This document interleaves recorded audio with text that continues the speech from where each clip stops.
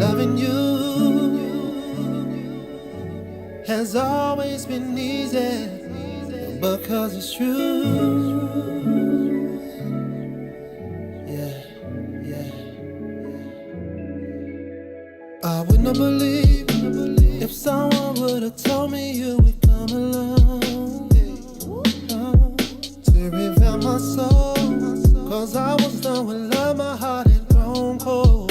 So cold. You had good energy, exactly what I needed. You walked in my life and placed the joy where was needed. Not a mirage, what I feel for you. Put that on God, girl, I'm loving you. Said it's easy, it's easy to love. Easy to love.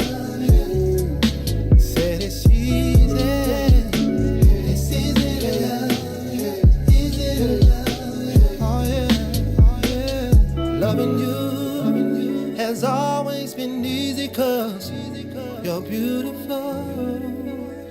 Loving you has always been wonderful, more than you'll ever know. We got good chemistry, go together like love sex. The passion and care we show one another tops all the rest. The feelings I have for you, I ain't felt in so long.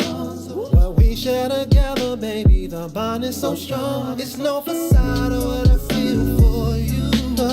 Put that on God, I got love for you. Yeah. Said it's easy to love. Easy to love. Said it's easy, baby. It's easy to love. Easy to love. Said it's easy, baby. It's easy to love. Easy to love. Said it's easy. So easy to love you. Loving you has always been easy cause you're beautiful. Loving you, yeah, it's what I search my life to do. Yes. Oh yeah. Oh yeah.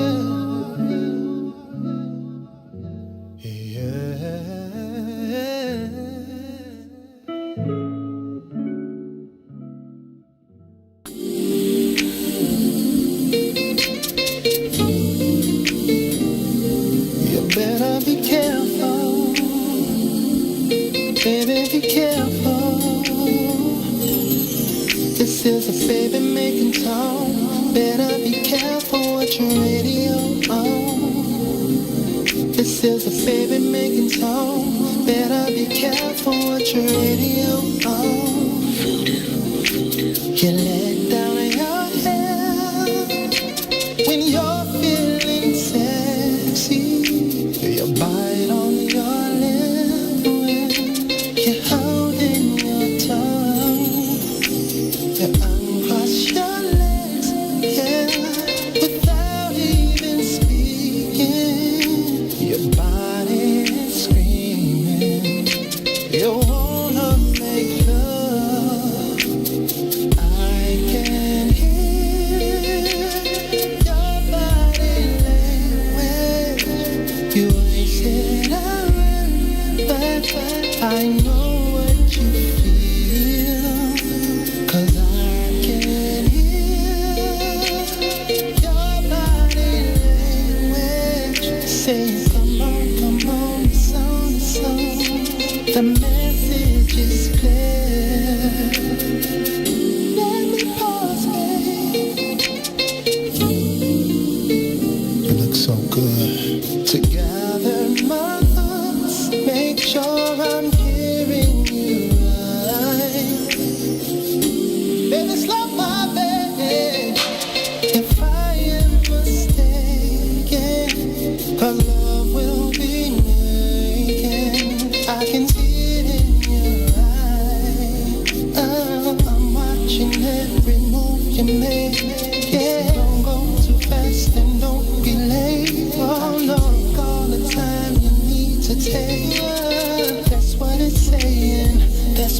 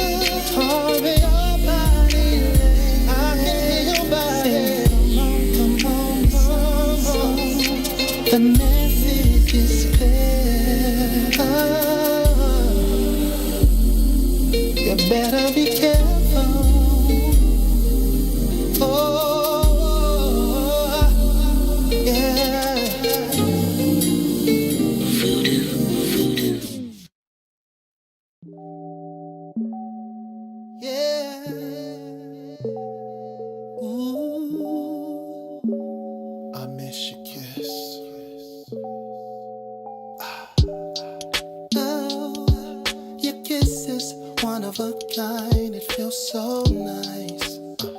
Girl, you do it right. I miss. Oh, girl, you don't go too fast, you take your time. Just how right. I miss. Hey, oh, you kiss it, then I'm drifting off your love. Keeps me floating, girl. I miss. Oh, and ooh, it feels so good. I wanna come down. Girl, I'm missing that love. Come on. Ooh, babe, I'm missing all those kisses. Baby, bring those lips to me. Oh, babe, I'm missing all those kisses. Baby, bring those lips to me. Come on. When you're not around, girl, I'm tweaking. I swear I be hearing things. Oh, yeah. And if I cannot have you, girl, I'm fiending. Oh, that's such a talent you bring. Yeah. Oh, and day is too long. If I can hold you in my arms, if I can find a real good love. Ooh, that kiss is a drug to me. Baby, your kiss is all I need. Come on. Ooh, it feels so good, baby. Oh, come on. Ooh, babe, I'm missing all those kisses. Baby, bring those lips to me. I miss it already, girl. I'm missing all those kisses. Baby, bring those lips to me. I miss it already, babe. I'm missing all those kisses. Baby, bring those lips to me. Oh, babe, I'm missing all those kisses. Baby, bring those lips to me.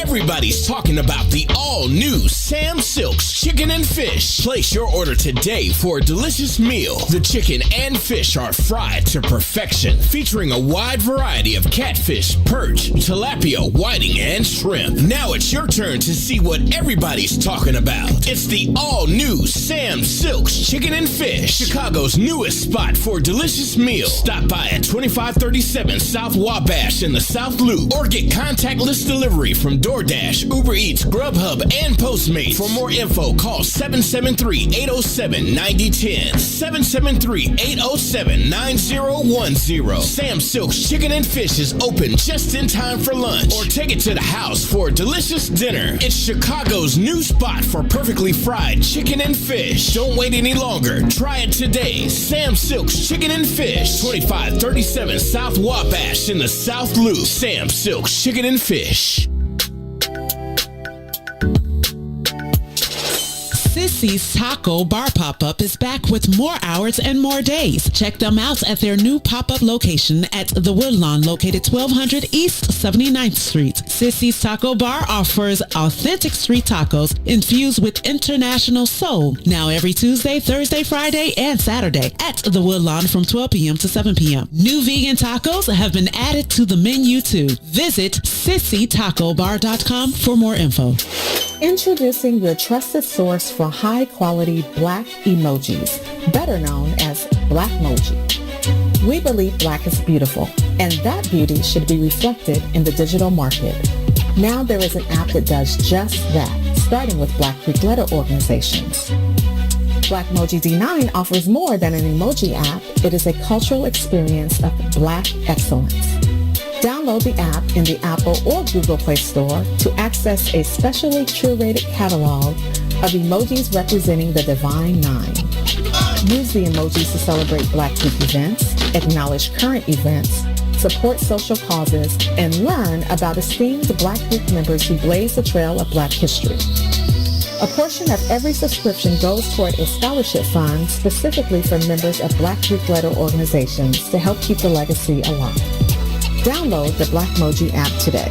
The Chicago Legal Network is the collaboration of attorneys that concentrate in many areas of the law most needed in Chicago neighborhoods. The CLN lawyers focus on personal injury, criminal defense, and other issues. The CLN lawyers all average over 20 years of legal experience and are dedicated to helping the Chicago community. The Chicago Legal Network is committed to developing Black lawyers through mentorship and co-representation. So if you were injured in a car accident, slip and fall, or injured on the job, or you need assistance with criminal defense, including driving violations and DUI, check out chicagolegalnetwork.com for more information or call 773-912-3545. 773-912-3545. What's up, everybody? Welcome to the green side of things. It's your man, Sadiq. And Cassiopeia. And we need you to like, comment, and share that thing every Tuesday and Thursday from 1 to 3 p.m. on What's in It for the Black People Media. You are listening to the most dangerous show in the morning. This is What's in It for the Black People Radio. Maze Jackson. Maze Jackson, the most vociferous advocate for Black people in the world. For Ruthie Moore, for Todd Stroger, I am the host of the Maze Jackson Show, asking every single day, what's in it for the Black people? And if you don't like it, you can still tell them Maze said, Mayor Lightfoot, man, we ain't accepting that. We ain't accepting that. Let's go. Yeah. Let's get down to business and go ahead and address the facts. Mayor Lightfoot seems more lesbian than black. Rahm Emanuel's another case. He was just as tired. 50 closed schools left much to be desired. Police had Anjanette naked on that body cam. They suppressed the footage so it couldn't touch a lot of hands. Reminds me of that 16 shots in that cover-up. Both of them similar, so I went and dug it up. George Floyd killed, a lot of riots happened in the town. Southside burned and they wouldn't let them bridges down. Grandmother sick, need a prescription and plus a couple groceries. You gon' have to travel just to get it now. COVID-19 out here shutting all the business down. Not enough SBA loans to even give around. So many failed businesses that you could put them in the pile. If you don't survive the pandemic, it's gon' sit you down. We sing, dance, play ball, entertain, and crack jokes. Government infested black neighborhoods with crack smoke. System that milked us so bad we got lactose. Still trying to find out what's in it for us black folks. We sing, dance, play ball, entertain, and crack jokes. Government infested black neighborhoods with crack smoke. System that milked us so bad we got lactose. Still trying to find out what's in it for us black folks. Shout out to Willie Wilson, hope one day you get to send it. We need some different players in the game to handle business. Too many shady characters like Madigan and Blago. But when you really break it down, it's typical Chicago. City full of gangsters, it's what the land was built on. Same streets with hood legends DNA get spilled on. Carjackers out here lurking trying to get they steal on. Looking for a block to put them Hellcat wheels on. Let us give bogus appraisals a red line. Car crackers out here getting minimal fair time. And I'm concealed carry, I stay with the pipe. But Illinois gun laws giving minimal rights. Stay up on the swivel, make sure I'm moving tight. Check all of my mirrors when I pull up to the light. Pick my homie up from out of town, man, he caught a flight. He was hella nervous, told him, shorty, this a way of life. We sing, dance, play ball, entertain, and crack jokes. Government infested black neighborhoods with crack smoke. System that milked us so bad we got lactose. Still trying to find out what's in it for us black folks. We sing, dance, play ball, entertain, and crack jokes. Government infested black neighborhoods with crack smoke. System that milked us so bad we got lactose. Still trying to find out what's in it for us black folks.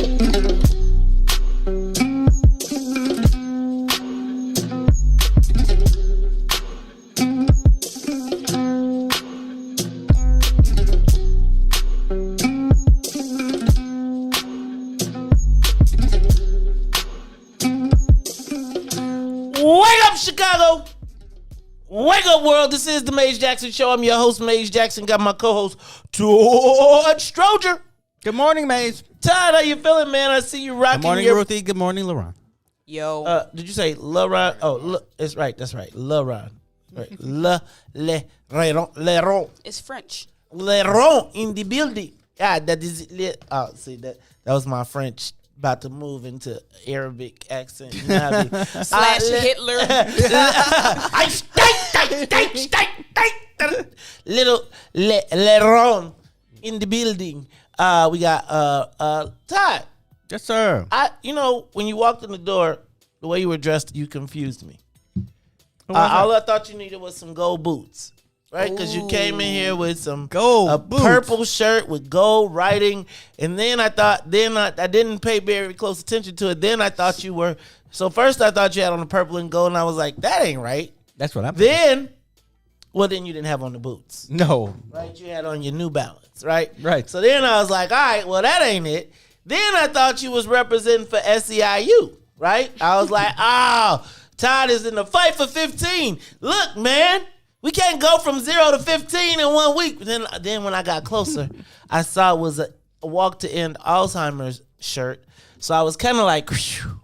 But then I was like, wait, I can't be relieved at the Alzheimer's. So talk to me. Is there a mean? I mean, first of all, let me back up because I know many people who have suffered from Alzheimer's, and I know many family members who have had to navigate that space, which is very complex. So I want to ensure that I am giving it its due diligence and respect to all the families that have suffered from it. But did we go? We did an Alzheimer's walk together. We did it. Was I guess 2 years now. Yeah, we sure. No, we did. No, we didn't. We did the UNCF walk.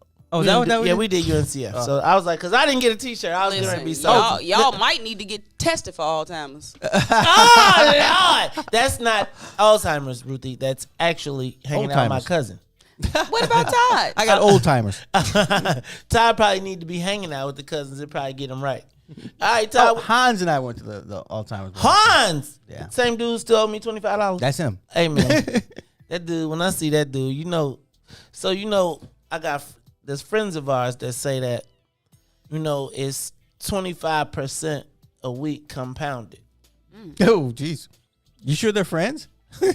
Well, because I don't owe them. Oh, right. So I'm going to just stay out of that category. But I'm just saying, you tell Hans I'm not going to compound the interest. But this $25 is starting to add up, man. I'm going to tell him. Hey. All right, man. Hans going to be walking down the street one day. Nah, because he's going to be giving the cat box to the stray cat. Never mind. Let me stop. All right, y'all. That's my man, Todd Stroger. We got a cat. Well, you know what, Ruthie? I'm going to have to catch Hans after dark, man, because, Hans probably on the black market. Hans is trying to disrespect you. No. Look at Ruthie with the instigation. And on that note. Who saw that coming? Good morning, Ruthie Moore. How you feeling this morning? I'm tired. It's raining. Ruthie. Y'all know, like you retired. You work for yourself, so you never get off. But ever. But working 9 to 5s is like working 9 to 5. I can see why people don't like to do it. It's the way to live it. See, but I see the downside. You should, because I'll be like. So I don't know. I mean, the downside is literally, if it's on past 8:30, you ain't making it. Like, that's really the downside. And the other downside is probably for my wife looking at me snore at 8 o'clock. Like, dang, I did not marry no old man. Right? I remember one day my beard was full. It was gray. I was doing the Ron Isley before Ron Isley, and one day she wasn't talking to me. Everybody was like, oh, his beard is so nice. And she was like, yeah, but he looks like 60. And it was like, she was over there, and I was like, welp. 60's young. Don't worry. Not if your wife is 40. Right? I was like, here it goes. So I cut it off. Ruthie Moore, you got your sweater on, but you don't have a scarf on. You ain't got a hood on. So I know that it's clearly hot in here. Yeah. Somebody had the heat on. I appreciate it. It's not even the heat. It's the natural ambiance. No way. It's like let me tell you, just like it be freezing in here, it be hot in here. It's like whatever it is outside is amplified. This is comfortable. That's like my house. This is hot. I am literally, I am glistening. You can see me like. No, it's very warm. It's not hot yet. Yeah, it's not hot yet, but you see I'm already at 2 buttons. See, this is like, this is like my standard. Like this is how I like my house, but I'm usually walking around in my underwear. Right? Like, doom, but right. Y'all keep this heat up. I'm already at 2 buttons. Y'all could already that'll really get the views up though. That'll get the views off, right? Like there is truly a dad bod under here. No. Actually, did I tell y'all over COVID? I actually can. So let me not trip out. I don't want y'all to get crazy. But I actually can see all 6 of my abs. Like they're not like popping, but like, you know how you get in the mirror and you be like, wait a minute. You be like, I had to retake the towel and wipe off my stomach again. Then I had to go to the other side of the mirror to be like, wait a minute. Let me turn to the side. Then you know how you go. No, you maybe you don't know, but I'm just telling you. No, I'm just telling you. Like, I feel like if I did like 100 sit-ups a day for like 2 weeks, y'all would be like, oh, y'all wouldn't even be able to talk to me. Why just 2 weeks though? Because I just want them to pop so I can take the pictures for Instagram and then put them back. Right. Like, then I got to get... No, but I'm going to tell you, this COVID, like, I've seen so many people have picked up COVID weight. I literally have lost, like, I'm going to have to change my... I get a box, and, like, everything that comes in the box is too big now. Like, I get a box every month of clothes that just comes, and it's by your size. I got to go change the size, man. Yeah, because normally, you like your clothes a little more snug.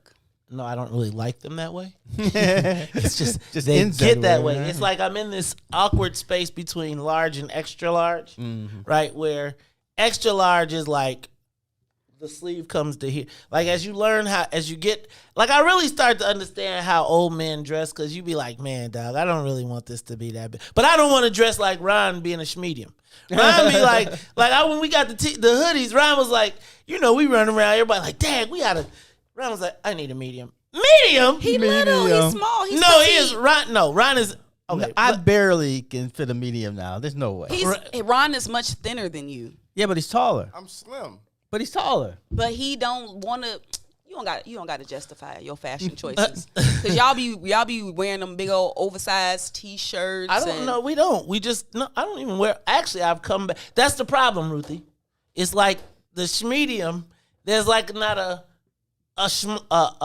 slarge, right? Like there's not a slarge where there's a space right in between large and extra large because extra large, the arm length be too long and then the clothes be sagging off your shoulder. But, it's like you still don't want the, like when 2 washes in the t-shirt be like, so I see your belly button. Right. You don't want to be, so she said snug. I was like, I'd be like in the mirror like, this shirt fits. You're like, you dress snug. I was like, you know what? All right. Leron is in the building. He is in the booth. Todd is locked into his seat. Ruthie Moore's got her upside down coffee can. But luckily it's got a top on it, right? Listen, I wouldn't dare bring anything that's not sealed into Maze Jackson's studio. The respect of... it's so funny. Thank you, Ruthie, for the respect. I really don't want you to spaz out on me about spilling something. I wouldn't spaz out on you. It would only be if you poured it. Like if you literally poured it. Like if you took it and you intentionally like poured it on something that we own, that you right? I don't know what you're talking about. You're right, because see, my thing, like who would pour a liquid beverage on furniture? Would you do that at your mama's house?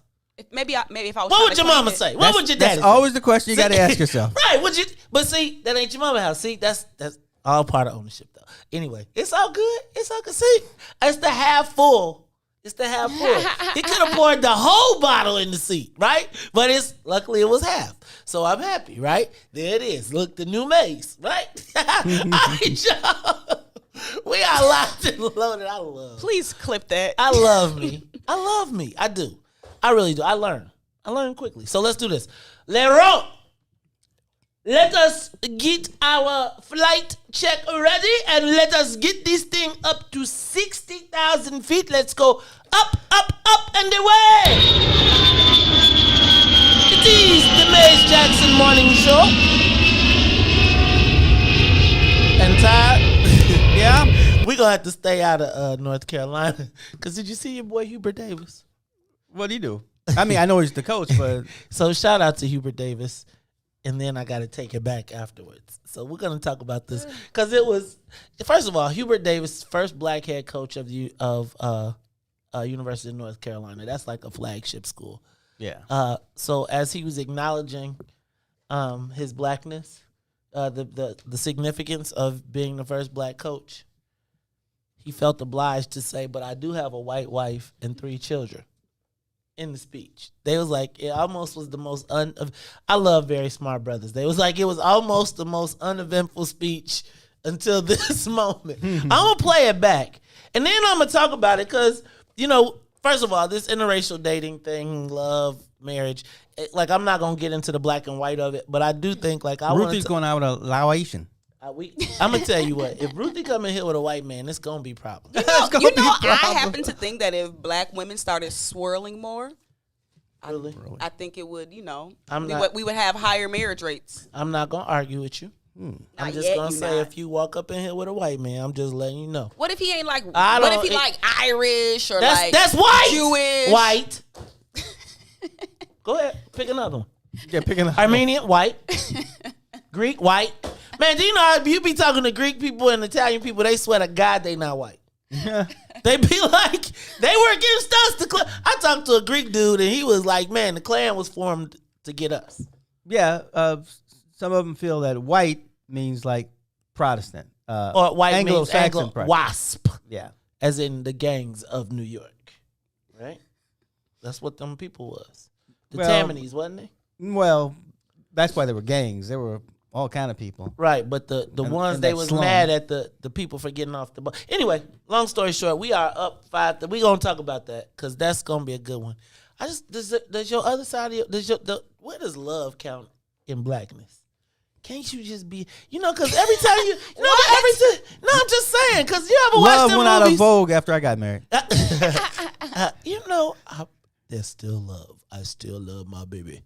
But I was just thinking, whenever you watch the movies, don't y'all be? I don't really be cheering for the black and white couple. I'd be like, get them, Klan. No, I'm just joking. But I do want to talk about that a little bit because you do got. I mean, his wife was like, because everybody probably been calling the house like, congratulations, you the first black coach. They probably asking her wife, aren't you happy he's the first black head coach? And she like, I'm white. No, I ain't happy. I'm the first white wife of a black woman. I'm the first white wife of a black coach that didn't get lynched in North Carolina. Right? Let me stop. Okay. White Sox home opener today. Oh. Shout out to my man Double J, who is the. I was talking to my man Double J. Do you know he has been a White Sox season ticket holder since 1990? Yeah, man, that's a long time. 30 years of seniority, good, bad, and the ugly. I really want to tell his story, but I don't know if I have permission to tell it. But I just, you know what? You gotta love a guy that just ain't taking no for answer. Like I will call the chairman of your company. I will and the people believe him when he say it. So they be like, let me figure that out for you, sir. All right, still, let's keep that toddler, the 21-month-old toddler, in your prayers in regards to the road rage shooting. I just don't even want to go too far down that path. It's just ridiculous, the story that I heard with that. That's just too much. Alderman Pat Dow enters the Secretary of State race. She made an online announcement. Hispanic caucus endorses the police oversight board against the mayor's wishes. The mayor then says she's going to reopen libraries on Sundays while denying J. Mall Green access. I don't know if y'all saw that video. I started to play I saw a little bit of it. He went out to Allgale, the new library in Allgale. He said, y'all opened up a library, but y'all ain't got no grocery store. Man, I'm going to tell you. He also, actually, I learned a little something. I didn't realize that, well, I'll tell you about that, but I didn't realize that they had released a poll, the Chicago Index poll. And we're going to talk about that because 73% of Chicagoans say, according to this poll, say Chicago's going in the wrong direction. We'll talk about that a little bit later. I'm going to point out some things and we'll talk about it. Yesterday's show, just as a sidebar, got a screen. Facebook put a screen over it yesterday, the morning show. They said, like when they say it's graphic content, that may be too harsh for you to see. Mm-hmm. Probably the George Floyd killing, murder, listening, and then the engine that screams. By the way, I was told that I beat a dead horse with the Anjanette Young screams yesterday, and I just want to respectfully submit that I think we have to be. It has to rub us the wrong way. I think that we can just comfortably sit back and just let it fade into the twilight, right? Even as the mayor is negotiating a peace summit with the people across the town. And, I know that sometimes people don't understand the method to my madness, but I just want to remind you of 16 shots. And I've asked time and time and time again to get those 43 screams, please, on one loop. I think you have to hear it. I think you have to it has to make you uncomfortable. It's like Ruthie, yesterday, and you really got me thinking. You really got me thinking about actionable items. And we're going to talk about that, and I think we need to make that something that I'm going to try and get you to be in charge of. Because I do think that we do need actionable items. But in my estimation, one of the things that we do here, and I think I heard Francis Lake say it yesterday, is amplify, right? We're amplification of certain issues. Now, sometimes I think I do beat a dead horse because I feel like I need the rest of the world to get it. And so I don't have to say I told you so. But I think in the case of, I want y'all to understand that it's not just for sensationalism. It is to make you uncomfortable. It is to make everybody uncomfortable.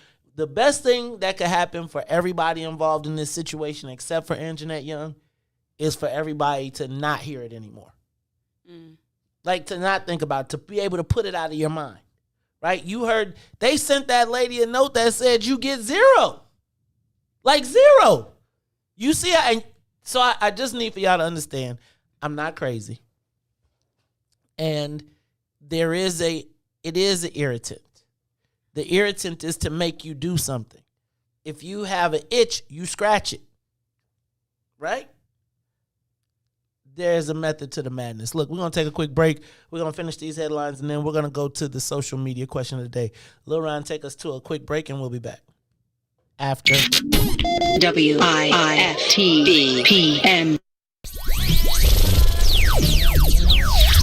Welcome to Inhale, Exhale, you guys. We are your health home girls, Dr. Tanksley and Danny Time. We are being joined today by a guest, Samantha Allen, who's going to work with us today about attachment styles. The overview of attachment styles is basically how we connect with people, how we have relationships. And I just want to clear up, it's not just about romantic relationships with your family, with your friends, how you host relationships, period. It's important to look at yourself and figure out, what am I contributing to the relationship, or why am I attracting this style of a relationship? So all the attachment styles develop from your caregiving style. They say that from 0 to 5, you have already developed your attachment style. If you had a secure attachment style, your parents were very in tune with your moods, in tune with your behavior. They kind of soothe you when you cry. For secure, you grow up to be more communicative. You have good communication style. You feel positive about yourself and about others. You just have you're able to set healthy boundaries, so on and so forth. And that just comes from the love, attention, and caregiving that you were given as a child, which usually develops a secure attachment style. So on that note, with healing these things and changing your attachment style, we're reprogramming ourselves. Right. It's like our inner child that is showing up in these anxious, attachments, and we are wanting our way. We're reprogramming.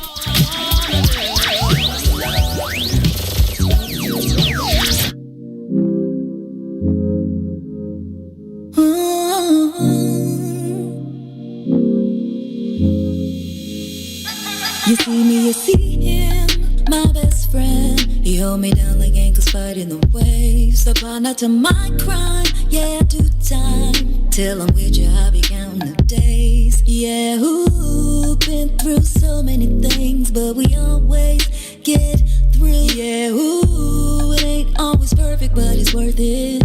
This is deeper than the surface. If I said I didn't love you, you and I know I've been frontin'. Wiped all my scars away like it was nothing. Took the parts of me I tried to hide and make them something, like it was nothing. Ooh, so much, baby. Ooh, you drive me crazy. Ooh, you give me peace of mind. Ooh,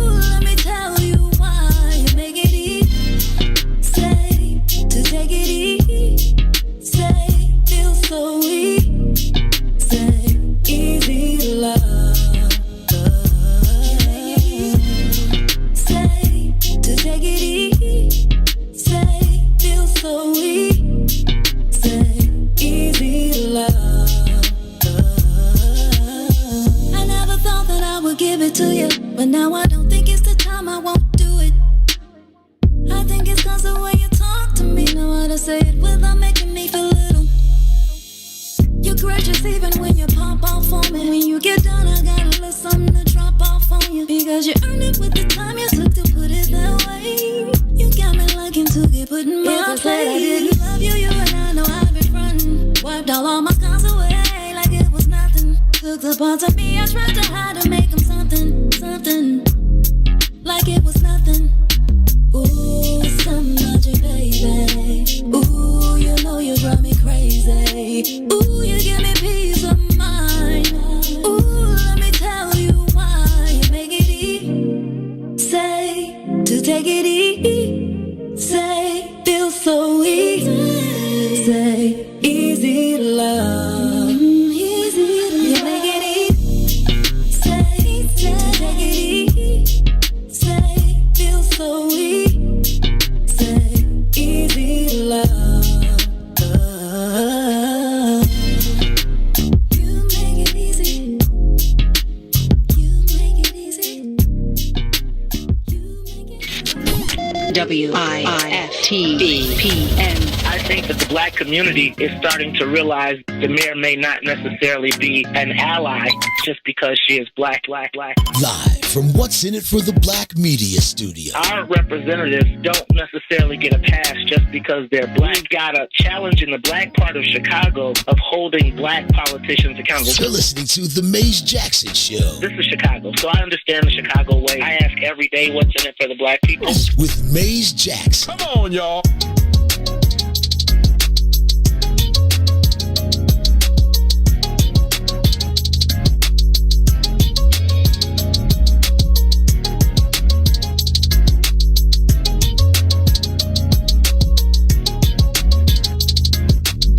You are listening to the Maze Jackson Show. I'm your host, Maze Jackson. Got my co-host, Todd, 7-4 Stroger.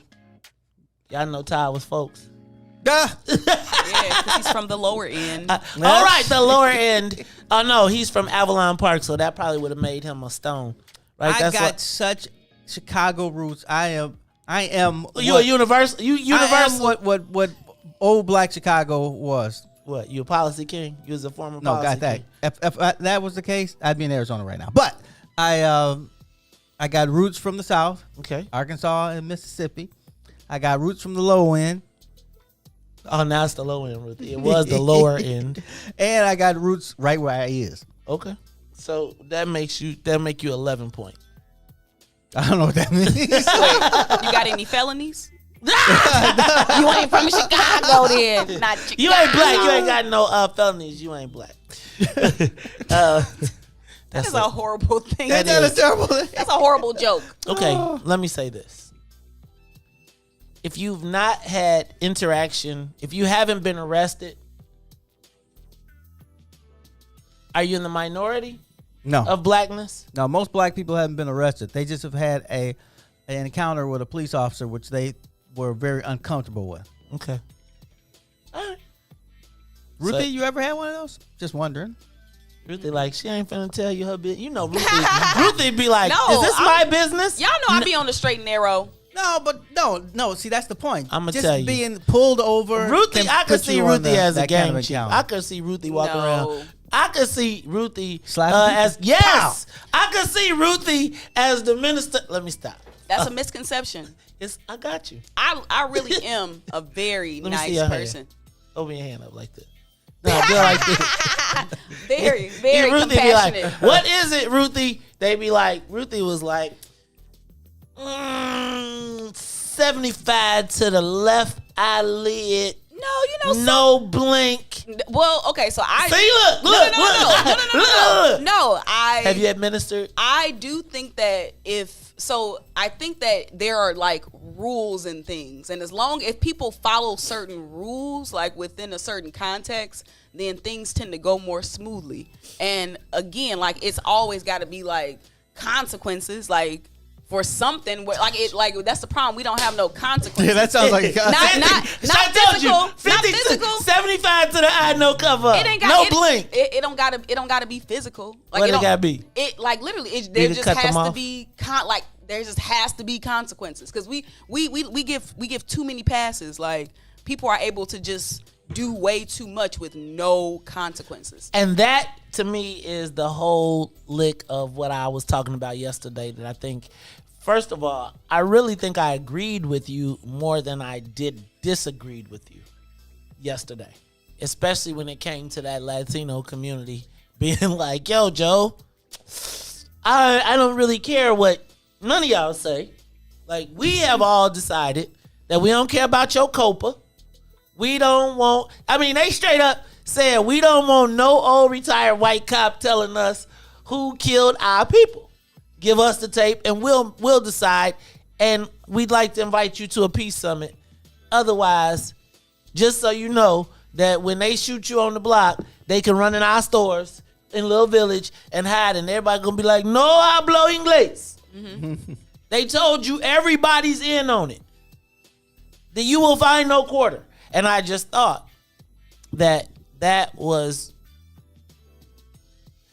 I mean, I thought it was bold as all get up. And I do really wish that there was consequences. There is really no consequence for anything that you do to black people, which is why black people get in on the doing it to black people. Mm-hmm. Right? It's, I relate everything to that stupid Ken Duncan campaign, but I just always think I do. It's just such a relevant reminder to me, and I know it's probably my biggest trauma. Mm-hmm. It's also one of my biggest overcoming moments, but just the fact that like black people was like, the white dude was like, we gotta look, whatever happens, we gotta get this Negro, and every black person lined up to do it. It just, and there's no consequence. And let me back up because there is a consequence. Did y'all see that they wrote a letter to Brendan Riley? Who's they? The Democratic Party of Cook County wrote a letter to Brendan Riley reprimanding him for supporting a Republican. Good, at least. Todd, do you remember how? No, this is a Democratic committeeman supported a Republican over Kim Foxx, publicly, the whole thing. Todd, remember just the other day when Todd said to me that people say, "Oh, May's that Republican." Mm-hmm. I'm not elected to nothing. I ain't got no parts, no nothing, no. And if they saw that white boy, they'd be like, "Salute." And he did it to you in y'all face. This fool has got pictures of him in the Trumps. Not just that he did it at a time, like at the height of. Yes, at the height of black, George Floyd did. Right. And what? And Todd people amazed the Republican. Todd people. No, I'm saying because them the same people that be running around here championing a party that does not love them. And I'm just going to tell y'all. Nobody loves you. Okay, I'm not tripping. But I'm just going to tell you. Except for maybe Madam President. But other than that. The allegiance. I think that the black people in the Cook County Democratic Party are allied against their own self-interest. I think that as I continue to watch the party go to the left, as it goes all the way to the left, I think that black people are allowing, I think Madam President Preckwinkle is auctioning the political future of the Democratic Party for her president. And it is going to be to our detriment. And we'll talk about that a little bit later because that was really crazy. But have y'all heard about this thing called Chicago? Oh, before you change that, go ahead. Remember I said I was like the black representative for Chicago, the type? We're it's like when they talked about dark-skinned people and light-skinned people, we're out of vogue right now. Who? People like me. Which are like what? People with roots to the South. People, yeah, we're out of vogue. I could see that. I could definitely see that. You're part of the problem. Like, I feel like everybody's the problem now, and we got to start getting to the solutions, as Ruthie said, because I don't want her to be tired. Yeah, you too young to be tired. Coming up not tired, tired. Tired. Not tired. Tired. Two different things. I do like that. I do kind of feel them for sending that letter to Brendan Riley, though. Like, They waited a minute because that happened a while back. So, but I think that they should have publicly said something. I think it's symbolic though. Like print it in the buy an ad in the newspaper, put it on the page. No, like I think you rescind his votes. I don't think that in the most some real crucial consequences. Right. Like you send me a letter, he'd be like I care what y'all. I mean, he already said he don't care what you ninjas think. That's a good point. I'm just saying, and it's a Democratic Party political position. Like Joe, your job as the Democratic committeeman is to elect Democrats. Period. You literally said to your job, F you. So if you were working at Pepsi, at Coke, and you decided that you were going to go out and do a Pepsi commercial as the executive vice president of Coca-Cola, how long do you think you got your job? Till they found out. They're like, okay, he's through. What? Now now liken that to, again, how they responded to, again, I'm using this dude openly defected. Mm-hmm. Was there a press conference? Did anybody line up? Did they marshal the forces? Is everybody getting up to say he has to get out of office? He can no longer be a Democratic committeeman? No. Good point, man. I know. I'm just saying Dog, y'all let this fool use a fake domestic abuse charge against black people, and Negroes lined up and lynched a Negro in front of you with the help of this white boy, and y'all trying to and he gets a letter? He gets all the time. Nobody seems to care about that. Because there are no consequences and repercussions. But you don't think it was the Democrats that tried to beat him up outside of that bar? No, I think that was a development. I think that if I was a guessing man, I would think, and reading the names of the people involved, this is all speculation. This is all, hypothesis, hyperbole. This is not factual. I am not slandering in any way, but I would say that knowing the type of person that he is and how he does, it would not be surprising to me if it was someone who had a deal gone wrong. Somebody who did not, who is not concerned with, again, there are consequences and repercussions. I think that sometimes some people live in a bubble or think that they are protected by a bubble. I think that to me was him saying that his bubble was penetrable, right? That there is somebody that is willing to take the case, but we will knock your wig backwards. That to me is what I saw. Now, again, I'm not suggesting that's it, but what I am suggesting is, no, that wasn't random. Everybody knows where you go, what you do, what time you be, and how you be doing it. Just saying. It's like it ain't no joke. Anyway, I mean, seriously, y'all got pictures of this dude on Trump Tower posing with the Trumps. And everybody forgets all that. It's conveniently forgotten. Man, y'all chumps. Chumps. That's chumpish. And he be walking around disrespecting all the black people. Then put his name on the black name on the expressway, and now you all good. Now you got a black pass. Don't even get me started talking about how he played the love of my life. Don't get me started on that. Don't get me started on that, because it was like disrespectful. Like black woman disrespectful. Oh, I thought you were talking about me. Damn it. No, I'm saying black woman disrespectful. And who are the black man, Joe? I was like, cuz, you want some? Like you can get some of this. And I just think that it's like everybody is a champion when it's time to kick somebody black's butt, but when it's time to jump on, when somebody white give you everything in the book, he done crossed everybody. Don't nobody got nothing to say. Yep, man, please. That might have to do with money. I don't know. But can you whoop my ass though? But can you whoop my ass though? And that, again, he can come all up in y'all, stomp through y'all joint, come all up in the house, kick the table over, and get in your bed, do everything you want to do, and then walk up out. And we sent him a letter. I'm just saying. Kim Fox.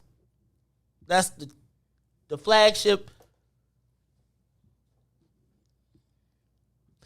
Meanwhile, a young member, at the same time, the Latino community said, if y'all come over here, we're offering you a peace summit, but don't come over here until we get our own COPA. They was like, y'all don't even get to make the decision on, we want the tape and we'll decide whether it's justified or not. Not y'all.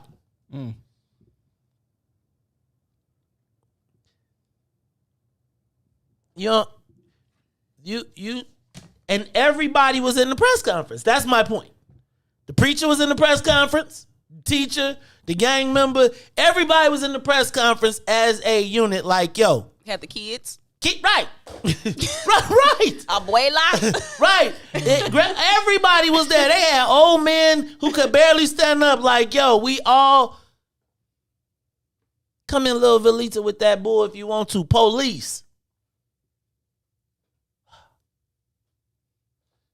And I was trying to talk about, do you believe the social media question of the day? Give me, you know what, see, y'all be making me, give me the social media question. Give me the big voice. It's time for the social media question of the day. Do y'all ever heard of this group, the Chicago Index? No. Me either, which was very interesting to me. But the Chicago Index is a collaboration between Crane's Chicago Business, ABC7, and the Daily Line. And basically, quarterly, they will start to give updates on the status of Chicago and how people feel about what's going on. Now, that was pretty interesting to me that this Chicago Index came together at this time. Right? But basically what it is these three news organizations that are three respectable news organizations coming together to give us insights and information on things that Chicagoans care about. And according to this poll, sample size 2,174 people, pretty decent sample size, Todd.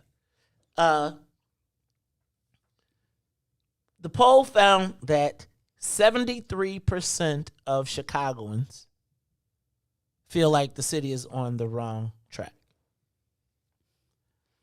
The poll shows that most Chicagoans think it's a great place to live. They're proud of their neighborhood in the close areas. Let me say some of the key findings. I'm sorry. 76 respondents says it's a good place to visit, with a fairly peppy 61% saying that Chicago as a locale for jobs is great. Only 14% said the city is a poor place to work.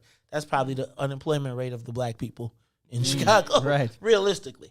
Whopping 92% said it's at least somewhat important for the city to finally get a handle on the soaring pension costs. Now, I'm going to tell you that a lot of these questions are being asked so that people, in my estimation, can back up their campaign platforms. Because I'm going to tell you right now, if you pay attention, like, who you asking about? Like, really, who polls about pensions? But I'm telling you, and so I'm going to give you a couple things that I think about this polling group, et cetera, once I get through. Chicagoans are happy with their Fire and Park District, which get 94 and 81% positive ratings, but ratings for police are at 47% positive, which means 50. See, that's the optimistic, right? Which means 53% of people are not positive about police. 24% are on. CPS only has a 24% positivity rate. State lawmakers like Pritzker got decent job ratings, but only 28% of Chicagoans gave their alderman a positive rating. As a matter of fact, the aldermen in the city council are underwater. What, again, as I'm looking at this poll to me is a setup for the campaign cycle that is about to happen, the mayoral campaign. Mm-hmm. This is the precursor to the mayoral campaign.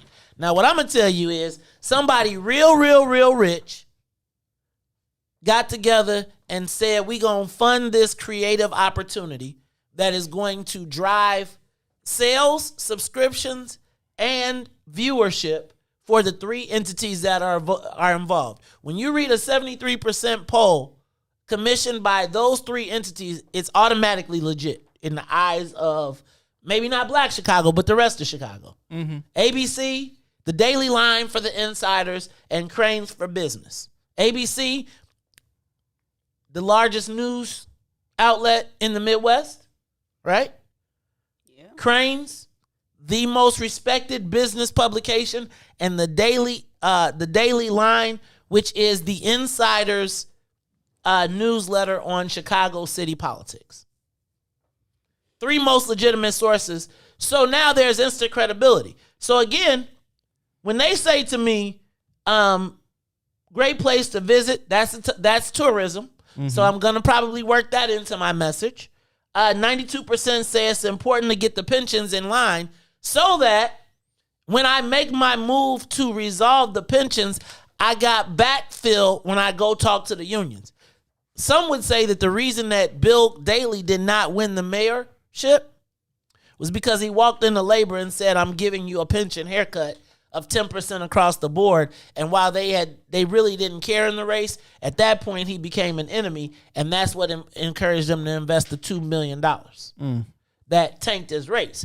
So whoever is commissioning this poll learned that lesson and decided we're going to get this issue out and in the forefront now. All right. Now, as unhappy as voters are with Lightfoot, even more are unhappy with the city council as a whole.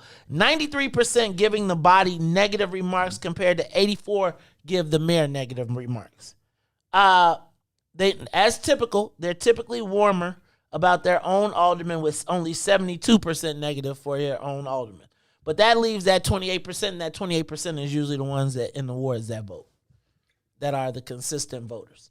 Let me go back, though. For the mayor, she has an excellent rating among 4% of the people. 12% of the people rate her as good, according to the poll. 32% say fair.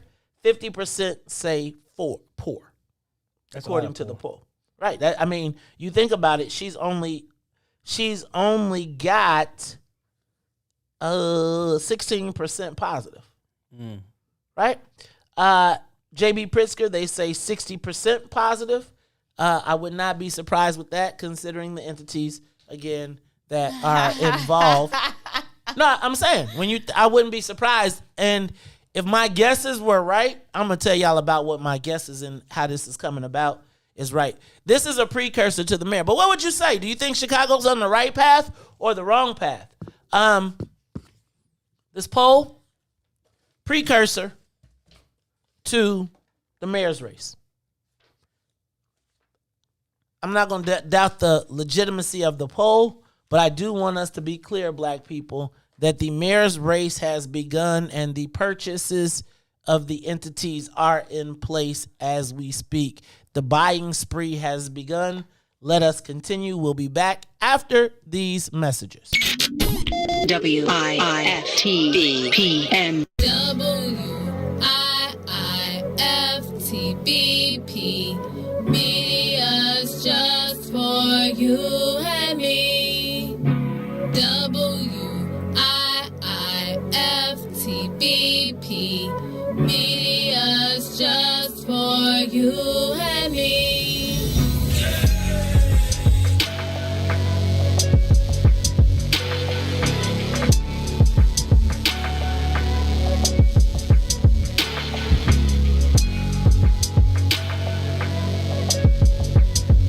Everybody's talking about the all-new Sam Silk's Chicken and Fish. Place your order today for a delicious meal. The chicken and fish are fried to perfection, featuring a wide variety of catfish, perch, tilapia, whiting, and shrimp. Now it's your turn to see what everybody's talking about. It's the all-new Sam Silk's Chicken and Fish, Chicago's newest spot for delicious meals. Stop by at 2537 South Wabash in the South Loop, or get contactless delivery from DoorDash, Uber Eats, Grubhub, and Postmates. For more info, call 773-807-9010, 773-807-9010. Sam Silk's Chicken and Fish is open just in time for lunch, or take it to the house for a delicious dinner. It's Chicago's new spot for perfectly fried chicken and fish. Don't wait any longer. Try it today. Sam Silk's Chicken and Fish, 2537 South Wabash in the South Loop. Sam Silk's Chicken and Fish.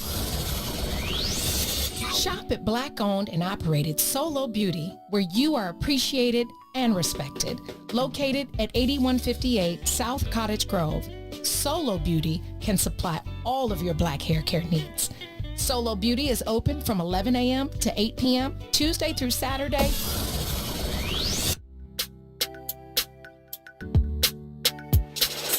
Sissy's Taco Bar Pop-Up is back with more hours and more days. Check them out at their new pop-up location at the Woodlawn, located 1200 East 79th Street. Sissy's Taco Bar offers authentic street tacos infused with international soul. Now every Tuesday, Thursday, Friday, and Saturday at the Woodlawn from 12 p.m. to 7 p.m. New vegan tacos have been added to the menu too. Visit sissytacobar.com for more info.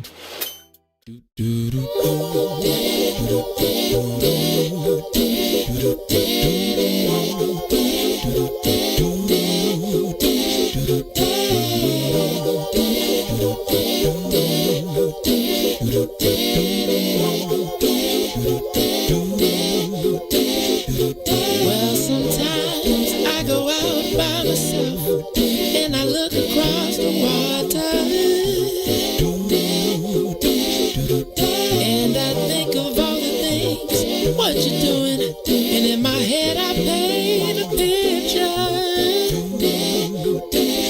Well, since I've come home, well, my body's been a mess, and I miss your ginger hair and the way you like to dress. But won't you come on over, stop making a fool out of me. Why don't you come on over, Valerie?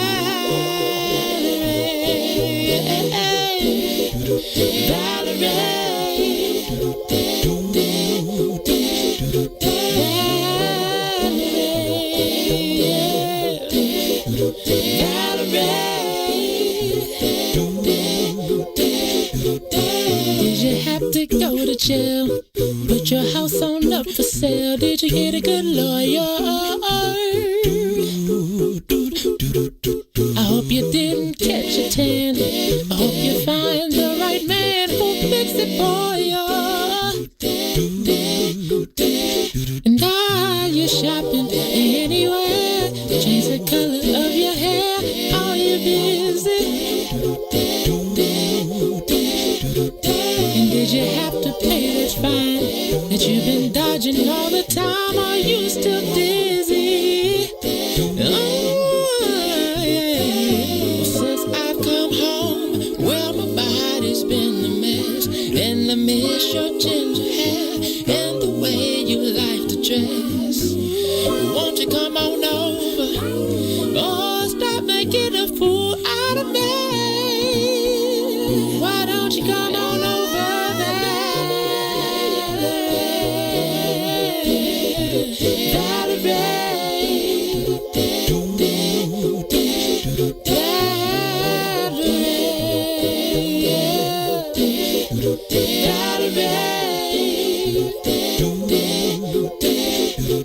Well, sometimes I go out by myself and I look across the water, and I think of all the things, what you're doing. In my head I paint a picture. Since I've come home, well, my body's been a mess, and I miss your ginger hair and the way you like to dress. Won't you come on over? Stop making a fool out of me. Why don't you come on over,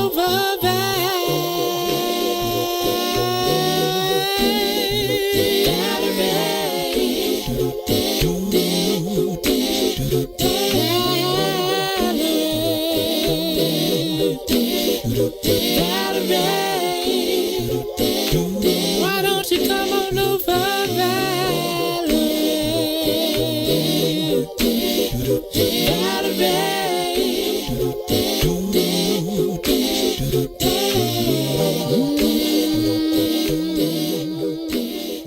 You are listening to the most dangerous show in the morning. This is What's in It for the Black People Radio. Maze Jackson. Maze Jackson, the most vociferous advocate for black people in the world.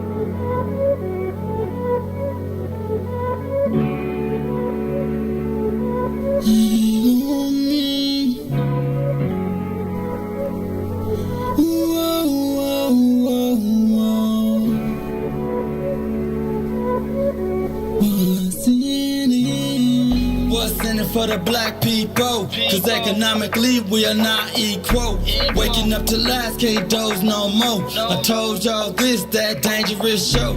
Don't go to church if you ain't trying to help us. Don't even try to be around and can't protect us.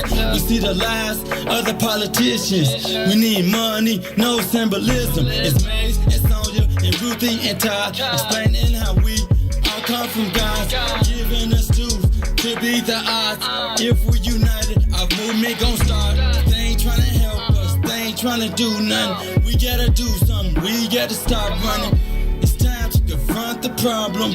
Really, you expect your oppressor to solve them. What's in it for the black people? All the lies we didn't heard before. Time to pay attention, you gotta some action with it on the count of 3. Wake up, Chicago! Wake up, world! This is the Maze Jackson Show. I'm your host, Maze Jackson. Got my co-host, Todd Stroger, Ruthie Moore, and I'm gonna tell y'all. See, that's how I know we wasn't hot.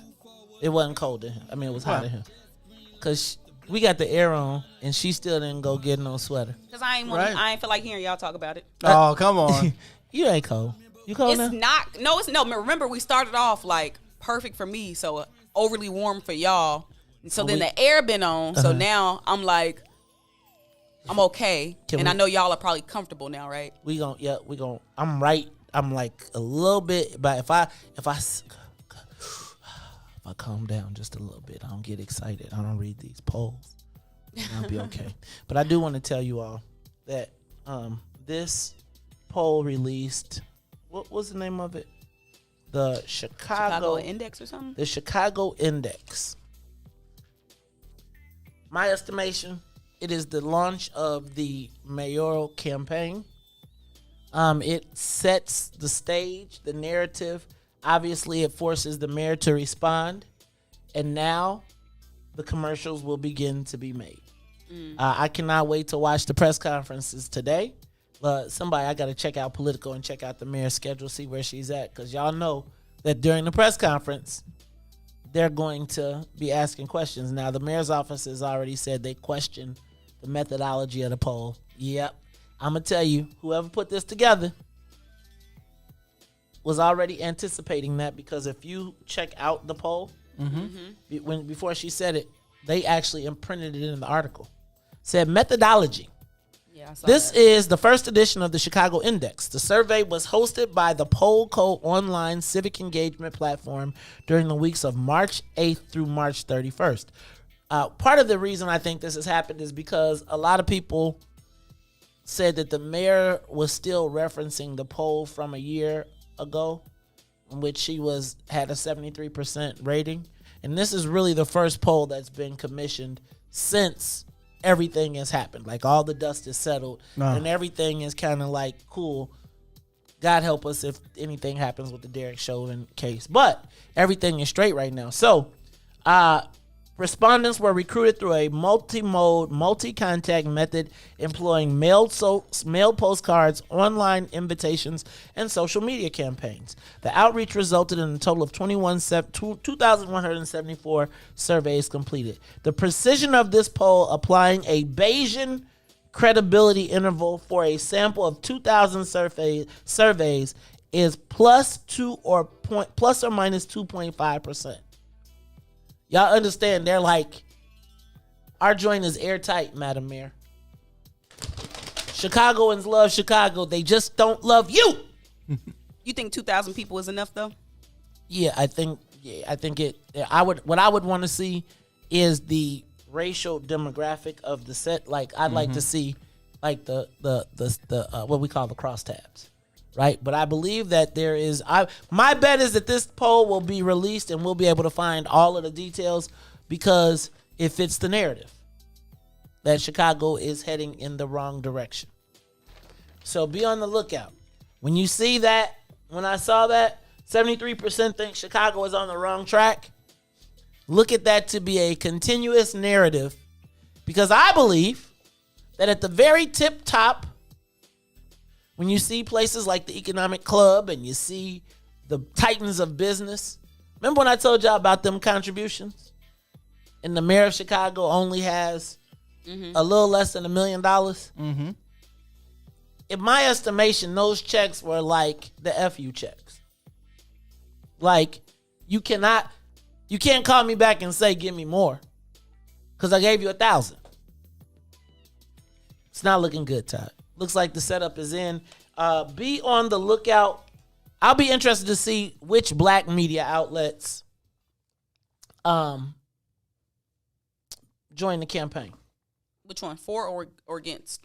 Well, I think that right now probably what's happening is I'm going to read publications and I'll read some other things. But my guess is right now the first wave is happening. So there'll be the early adopters. Then there'll be the persuadables. And then there will be the influencers, right?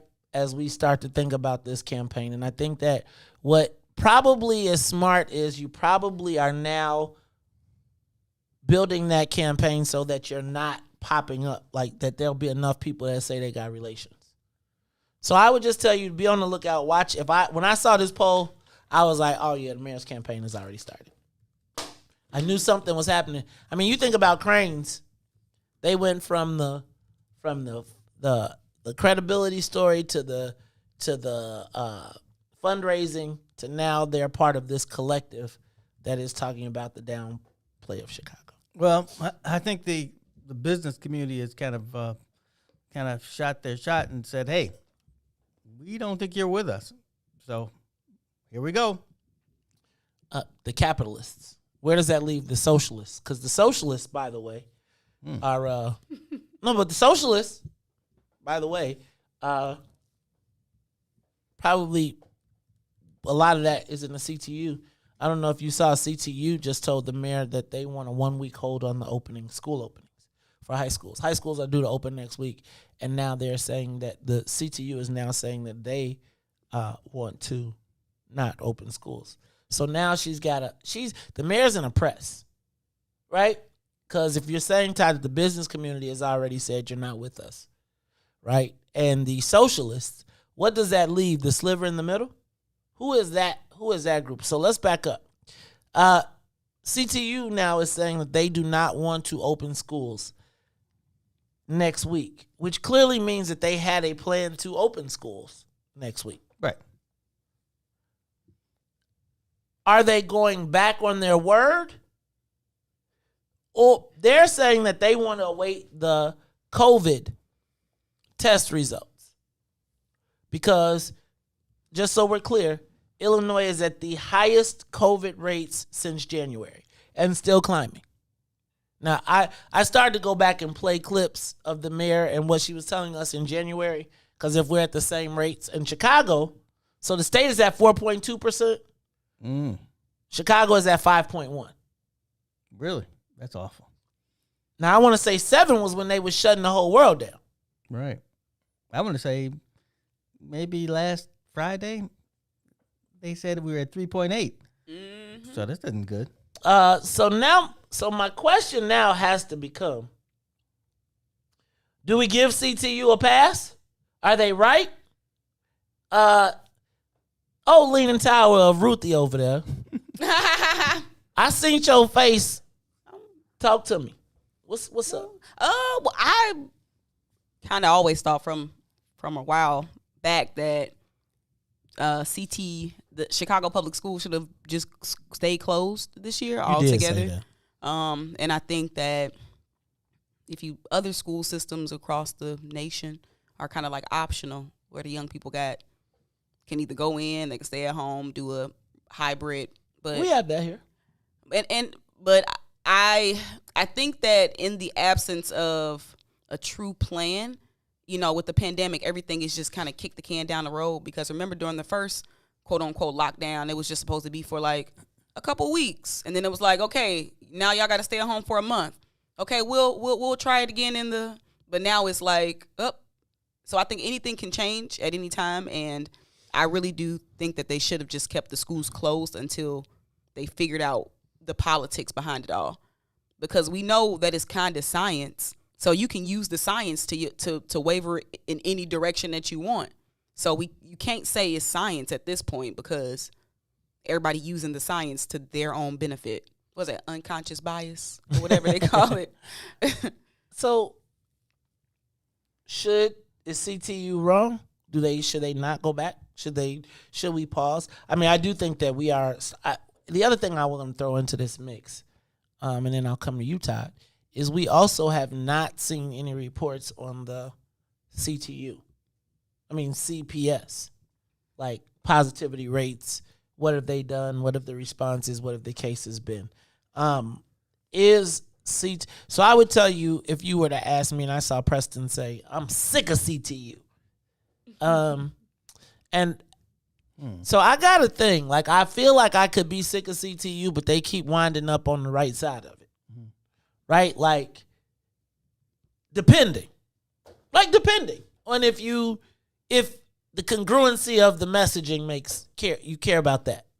Right? Like, if you don't care about the congruency of the messaging, then I could be sick of CTU too. If you understand how people use data and things to their benefit, then literally every time after each side say something, you like, yeah, they was right. See, Ruthie be knowing. That's because she's been practicing you ain't been in the dark arts. You've been in the, I'm going to stop. We'll talk about that later. Todd, talk to me, man. What's your thoughts? Well, I think people are going to be, I think people are going to be on the side of CTU with the rates going up, But, the parents are going to be upset because it's hard looking after a kid all the time. It's your kid. It's hard for me. I go home and you know what Claire's first thing is? What's to eat? That's right. What we going to eat for lunch? And don't say the same thing we had yesterday. Oh, no. I mean, leftovers is a mug. These kids today, like, what? You know what? I feel like one of these days we all need to just give our kids a key and say, work it out. Work it out. Be like, go home. Like, these kids ain't gotten. I mean, I'm just saying, I learned to cook because cook or die? Right. Like, after school, what you was going to do? Y'all kids don't make y'all lunch and stuff like that?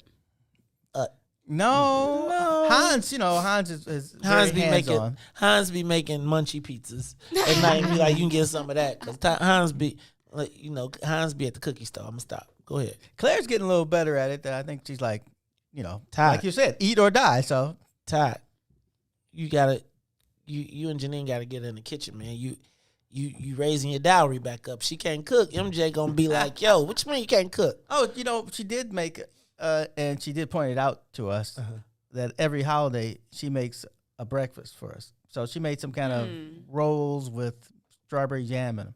How about that, Claire? Todd, the boy eats steak and chicken. Okay.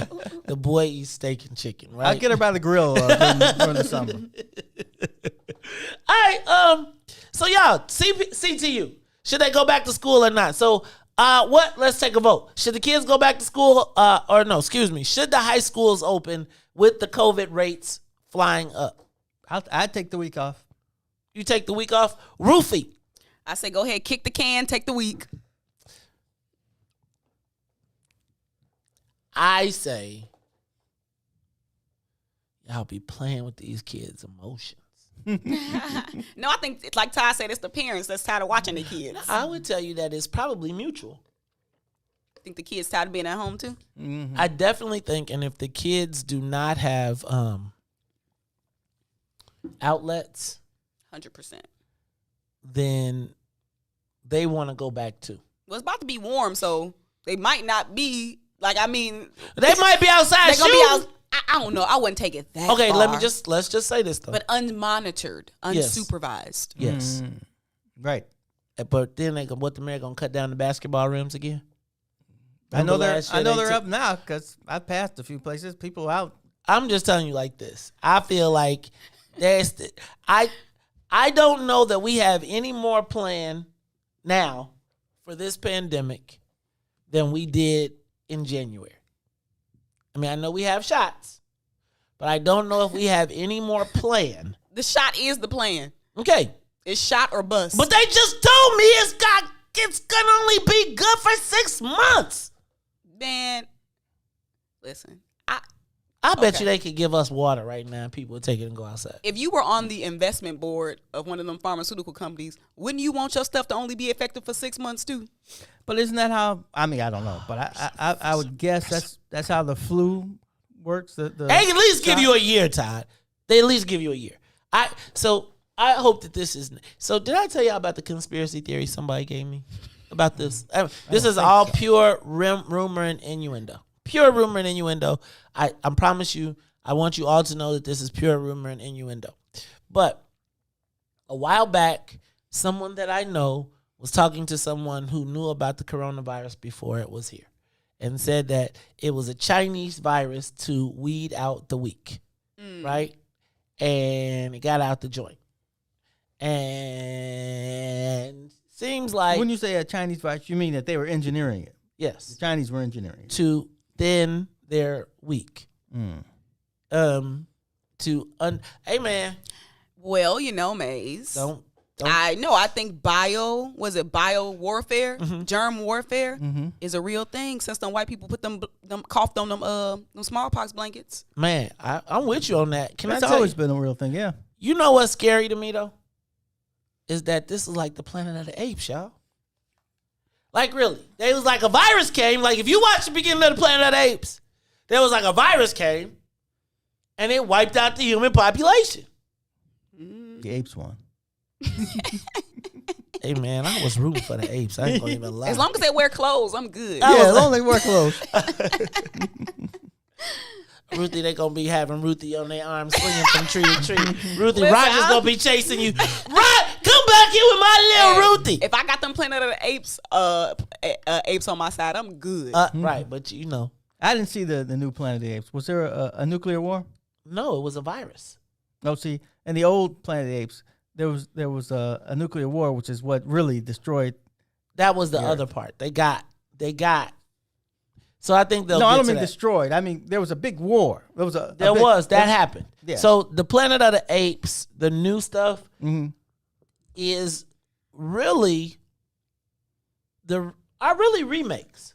Essentially, updated remakes of, you know how the Planet of the Apes, like if you read the books, did you ever read the Planet of the Apes books? No, just the movies. Okay, I read the books, and the books, then of course, because it was like a big loop, right? Like Caesar was the, right. And it was all a big circle, so it was kind of like you were reading a loop of books, etc. But dang, I forgot, what was I telling you about the book? What was I telling you? What was the point? See, I've been hanging out with this. I think how things go to hell, pretty much.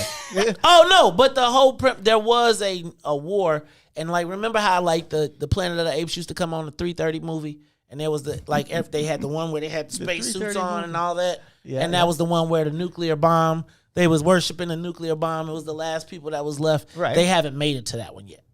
Right, okay. so that's where the nuclear joint comes. But yeah, the Planet of the Apes was off the chain. I used to be a big Planet of the Apes fan. Like the ones that great. had the ones that had that look like James Brown.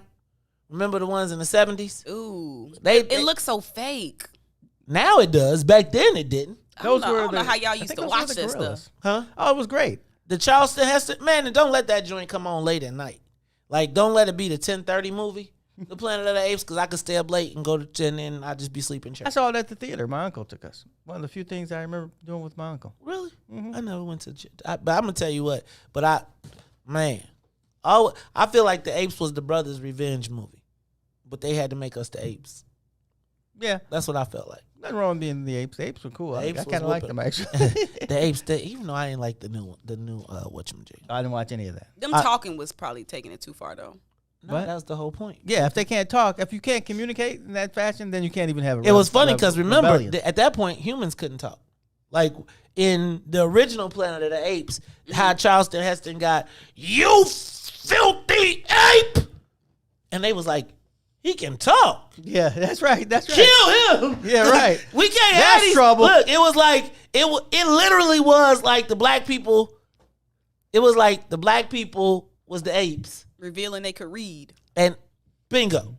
Bingo, bingo, bingo. But always some compassionate black people trying to help the white dude, and he gonna turn around and kill everybody. Well, also, the other astronaut who survived, who was a black astronaut, Charleston Heston found him, but they had cut his vocal cords.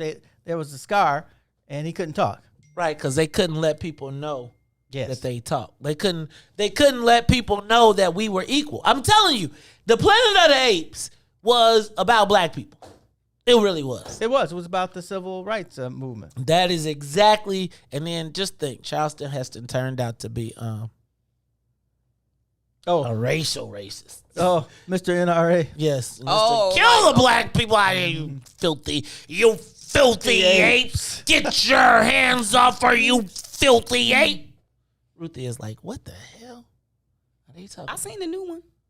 They didn't say that in the new one, though. Remember when he's leaving and he says, "Can I kiss you?" And she says, "Yes, but you're so damn ugly." Oh, yeah. Oh, God. Yes. Oh, goodness gracious. Yes, the Planet of the Apes. That was a good time. Do you remember, did you ever watch the 3:30 movie, Ruthie? Did you watch the 3:30 movie? Of course I did. What channel? Channel 7. 7. You didn't come home and watch 3:30? Did you ever watch after school specials? Yeah, I was coming home and watch cartoons. Arthur. Yeah, see, it was a whole different thing. Arthur. Arthur was your cartoon? Come home, watch Arthur.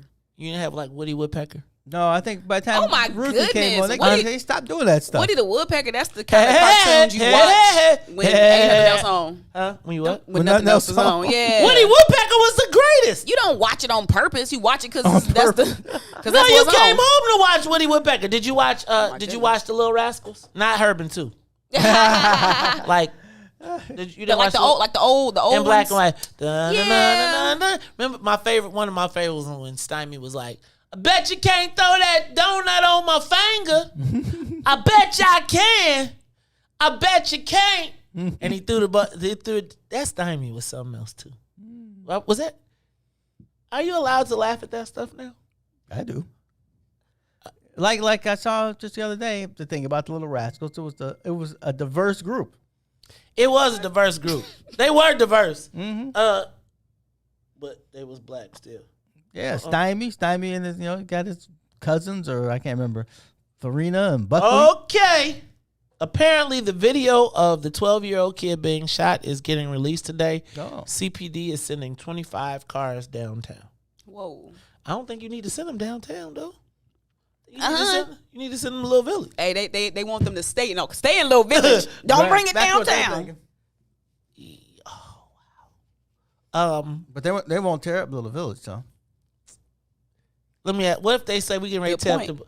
what if they say we going over on Stony Island? We finna tear these joints up. No, What, talking Black about, people go in the house. the black businesses or the non-black businesses? It ain't. That'd be open warfare then. Nah, I don't know. I don't know. Oh, I know. I think people go inside. It depends on what part of Stony. Right. Oh, no. The residents there who tend to be older. We'll go in the house. Yeah, but they're. Look at Todd representing 511 Park. Ain't nobody come look at Todd You being know a gangster. how Mays always says there's warriors. Young people tend not to like that kind of stuff happening in their area. They're not gonna let somebody else tear it. They're gonna tear it up, but they're not gonna let nobody else do it. Unless they let somebody come kill our people, why wouldn't they? Who's that? Whoever else that got killed every time we get shot. No, that's Look us. at Ruthie. That's us. That's all right with them. But you can't have nobody else come over and shoot you. This. Let me just say this. The funny part about this is Todd is representing for his neighborhood, though, right? Like, so even Todd, right? Like, Todd, listen, street Todd. I'm the only person. Street I'm Todd. the only person in this room. You two actually. Street LeRon, Todd. Look at Street Todd. Who has been in this neighborhood literally all his life. Look at Street Todd. Look at Todd. Like you had Ruthie. Todd OG. You had Ruthie and Lil Ron together, and you may not even reach me. Look at Todd. Todd, like I'm OG around these parts. Todd say, ain't nobody coming to my neighborhood tearing up nothing. That was too funny. That made me feel really good because we kind of live in proximity to each other. Right. So I feel safer. So you gonna go get Ruthie? No, I'm gonna have to go get him. Oh Lord. Hey y'all, this is the Mace Jackson Show. When we come back, we're gonna talk about the Cook County Democrats piling up on, well, actually not just the Cook County, the Democrats piling up on Lori Lightfoot. It seems, again, precursor to the mayor's race. And it is really making me think, are we going to see Preckwinkle versus Lori Lightfoot again? Do we really want that? Like, let's talk about it. It's the Mace Jackson Show. We'll be back. WIFTVPM. What's up, everybody? Welcome to the green side of things. It's your man, Sadiq. And Cassiopeia. And we need you to like, comment, and share that thing every Tuesday and Thursday from 1 to 3 p.m. on What's in It for the Black People Media.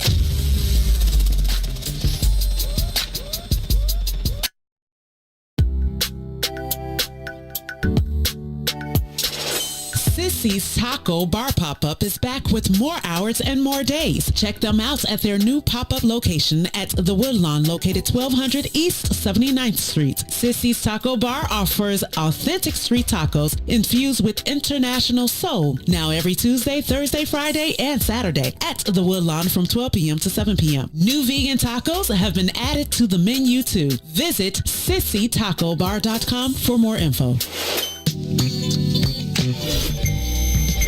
This is Tori Muhammad, and we want you to tune in to the Tori Muhammad Show that airs here on What's in It for the Black People Media every Monday and Friday from 11 a.m. to 1 p.m. We talk and celebrate Black-owned businesses, Black entrepreneurs, and we talk to some of the best people in the food industry here in Chicago, Black chefs, Black restaurateurs. So make sure that you tune in to us every Monday and Friday from 11 a.m. to 1 p.m.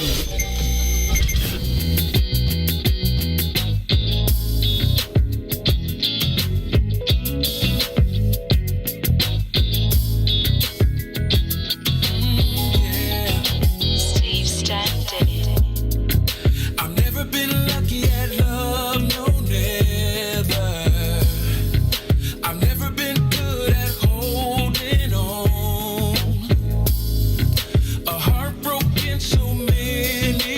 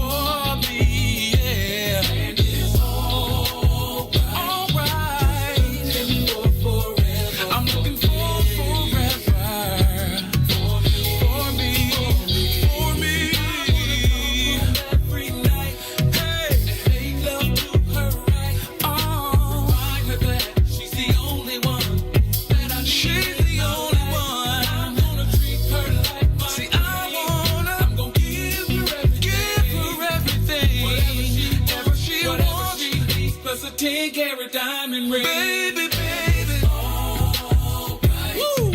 I'm looking for a lover. Looking for a lover.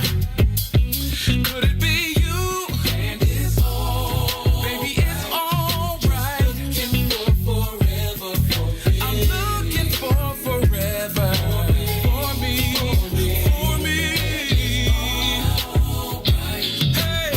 Looking for a lover for me. I'm looking, still looking. And it's all right.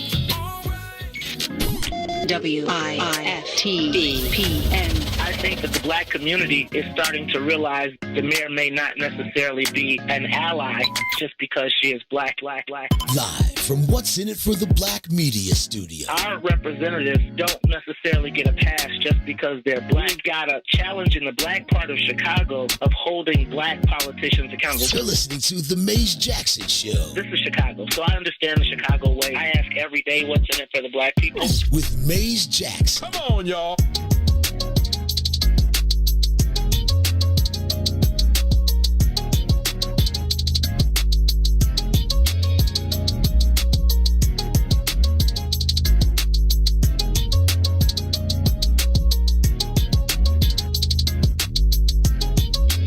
You are tuned in to the Maze Jackson Show. I'm your host, Maze Jackson. Got my co-host, Todd Stroger.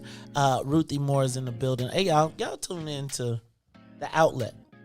Not the plug, The Outlet, the Book of Dawn. Dawn. Dawn, I told y'all, Dawn had Mike Tyson stripping on the network. I saw him without his shirt. Mike looking good, too.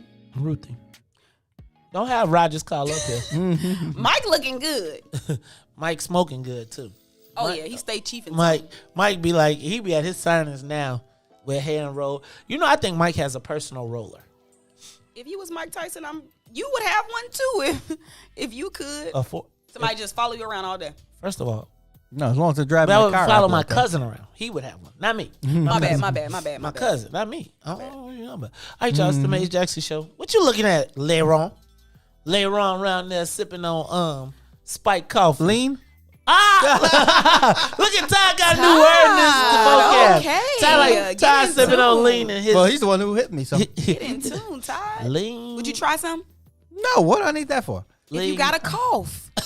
I don't take a lot of medicine. Like my arm hurts. Take medicine. Okay. Now, and I'm like, listen, I'm not taking that. I tell you what, just give it to me and Lil Ryan, and we'll dispose of it properly. Some Robitussin. You need some tussin. Tussin. Put some tussin on it. All right, y'all. Todd, if I didn't know better, I'm sure you do. I would tell you that there is a conspiracy in the making on Mayor Lori Lightfoot. What's the CON? Conspiracy. Conspiracy. Okay. I guess I missed that part. How much was your tuition again? That was too hood for me, sir. I don't know. Now, didn't he just get through saying represent? Didn't he just get through gangbanging for Avalon Park? I'm OG around here. These Mars come around my neighborhood. We got something for them. I got the shorties. The little folks finna go get. No, but there would. I don't think I've said Mark in like 30 years or something. You Mark. Maybe a little longer. How you spell it? Is it MAARK? I think You are Mar. That's an MAR. See. See, I've never heard that word used by itself. It's always accompanied with ASS and the N word. Oh, I think it's. I've seen variations. I've seen it conjugated. Conjugate. You a Mark. You a Mark at. Yeah, Mark. Yeah, the conjugate. We should conjugate curse words one day. We should have like a evening show where we. I was about to say, I think that's an evening show. Yeah, we do evening shows. Shoot, speaking of evening shows, did y'all check out In the Zone yesterday and Reese, DJ Reese Darula and Toy Norwood on Hizzo Wednesdays. I got to figure out how to do it. Wednesdays. That's how they would say it in New Orleans. That's how I spell it. EAUX. EAUX. Oh. Week. EAUX. Oh. Oh. Right. Week O. Wednesdays. Instead of week Wednesdays. Okay. Oh. FCC is like, they're pretty close. They're pretty close. We're watching. Before you really say a lot of stuff, Loyola's got a new black coach.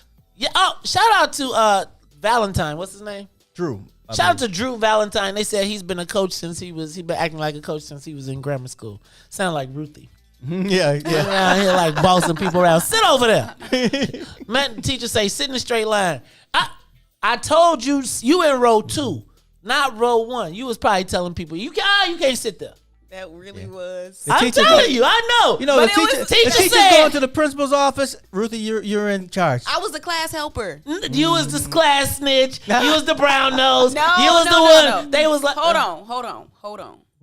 Never know snitch. Okay, I just wrote your Never name no on the board. snitch. Did you write anybody's name on the board Just ever? somebody had to be in control. But did you write anybody's name on the What are you board? talking about? No. Chaos. You want to burn that room down. All right. She was like, it's a riot. I ain't write it on the board, but I said it out loud when the teacher came back. What you talking about? Ain't no punk. I told you this. Ruthie probably this tall. I'm joking. Ruthie was probably this tall in like 6th grade punkin' mugs. Like, come here, bend down here so I can slap you. No, Right. So I tend to think that young girls get labeled as bossy, or you think you somebody mama. Those were the phrases that I always heard growing up. I've used that one. That second one. But I think young boys, those will be considered to be leadership traits. Nope. No, Yes. Usually they were trouble.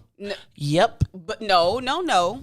Just think about it. If young girls are White. considered to be bossy if they exhibit certain traits, and it teeters then on sassiness, or you think you grown, and so it's you get Well, put that's talking into. back to adults though.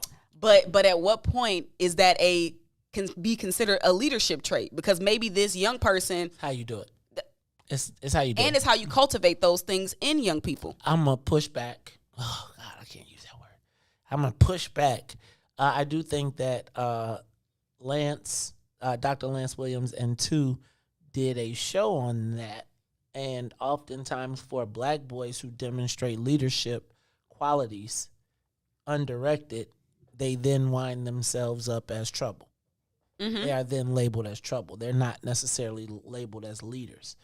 They are labeled as trouble, and then they get sent off, right? I remember, because all of that, like, I told you I got grounded for the whole summer for my report card because I had straight A's but checks. Right. Like, everything that I did as a student was looked at as negative that now are, like, talks excessively to others. Doesn't pay attention in class, which all, if you were to not deficit them, but make them positives, then it was like, man, I'm more so talking about leadership traits that are not deemed to be distracting to a teacher. Things like your ability to mobilize the other students to line up for lunch, your ability to monitor the class, like those types of things. Nothing like nothing that will be deemed to be like distracting that would put young kids on the path to like disciplinary problems. Like Gotcha. you was just talking. I was just talking, but they looked at it as like it was a check. But it see, was a bad thing. I too was doing that, but I had a teacher that said, let's give her extra spelling words. Uh-huh. So it's about the type of educators. Was it a white teacher that did that to you, It's Maze? always the white teachers. Only good white Did teachers. you have a black teacher?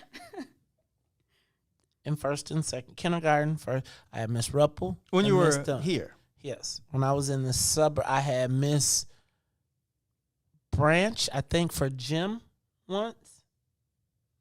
But no, I never really had a black teacher till I got to college. Mm-hmm. Whoa. Beyond grammar, beyond when I lived in the city, no. Mm-hmm. No, I'm telling you, that stuff shapes you because it makes you either decide whether you're going to raise your hand in class or, right? Like, so anyway, that's a whole nother story. I want to get to this other thing because how do we even get over here? Because y'all be. It was Ruthie's fault? No, you was like, before you start talking, before you Todd. before you start talking a lot, let me get this in. Cook County Democrats, I don't know if you saw this. They decided, in my estimation, to interject themselves in a way that I've not seen them interject themselves in politics before. Two things happened. One, they issued a reprimand to Alderman, 42nd Ward Alderman Brendan Riley, who is a Democratic committeeman. Just so we're clear, the job of the Democratic committeeman is what, Todd? To elect Democrats. Democrats. Wholly, only, solely own job.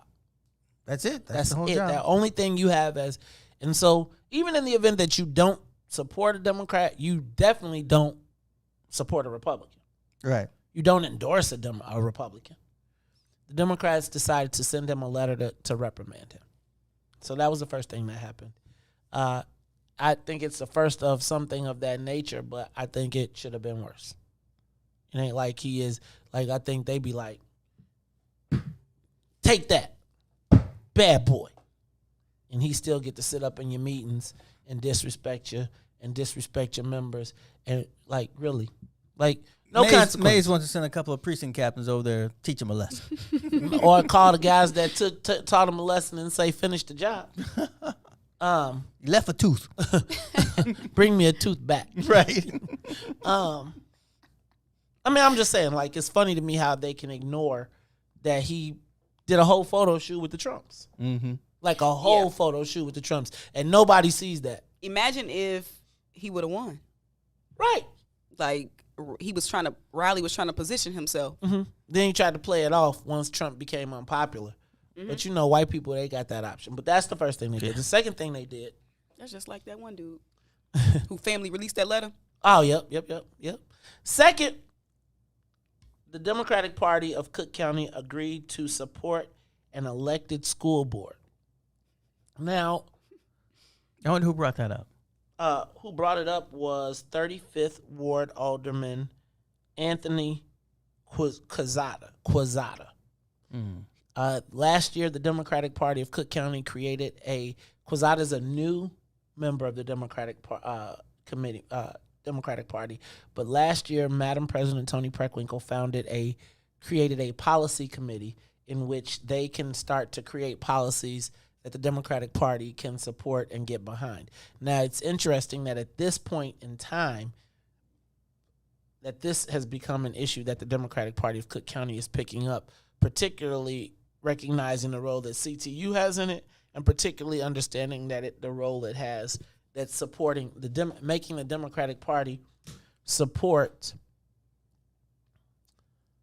the elected school board against the wishes of the mayor, and making it a pillar of the Democratic Party also positions the mayor as being anti-democratic in a broader narrative, right? So now that the Democratic Party has made it a policy position, and I would tell you that we tend to look around and where you probably don't recognize as one of the most important places in any organization, any governmental structure, is the policy position. Because that is what defines how they're going to do things. Oh, yeah. And so now understanding that within the Cook County Democratic Party, and this is something that I think that the black members of the Cook County Democratic Party need to pay attention to, Toni Preckwinkle, Madam President Toni Preckwinkle, who is also the chair of the Democratic Party, is still allied with the progressives and the left. She got beat in the election, the mayoral election. But that hasn't changed her allegiances. And so essentially, she is in the positions of power, right? So we took judiciary, right? Which is cool. I'm not tripping on that. That's a very important thing. Mm-hmm. But at the same time, they created a new committee called a policy committee that is now chaired by a Latino. So now this robust Democratic Party of ours that we essentially built and were the backbone of is primed to carry out and put position papers, to take positions that are probably decidedly more socialist than democratic, right? And really are probably decided more socialist white. Because I would tell you that this move is also a alliance to CTU, right? It also cements Madam President Preckwinkle's relationship with CTU, and then being the two biggest enemies or threats to Mayor Lori Lightfoot. Alderman Ray Lopez stated that he thought that this was an unprecedented vote and it was being used specifically to tweak the mayor. And we know that Ray Lopez is no fan of the mayor. Right? So when you see him being like, yo, I'm not voting for this. So Michael Scott, who was it? It was Michael Scott, Ray Lopez. Who's the chairman of the education committee? Is he? Is that what Yes, he's the chair of the education committee. So Ray Lopez, Michael Scott, Alderman David Moore, Alderman Tom Tunney, and Iris Martinez voted against the bill. Now, it'll be interesting to see, though, because what I did not do is a cross-reference of how many Democratic Party committeemen are also aldermen and how that vote went, right?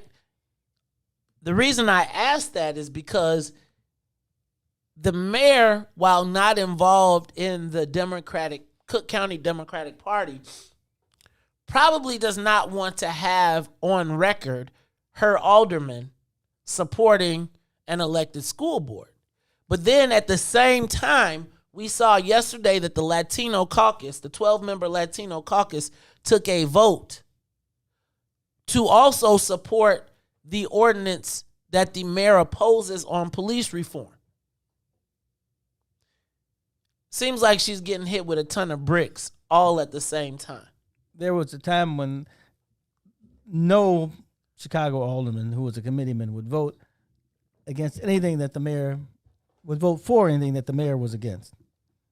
I mean, I've seen a lot of votes and stuff happening in these meetings. They'd never go against what she wanted. Oh, at the time, what he wanted. The mayor, in my estimation, in spite of the Cook County Democratic Party, is the de facto head of the Democratic Party. I think typically.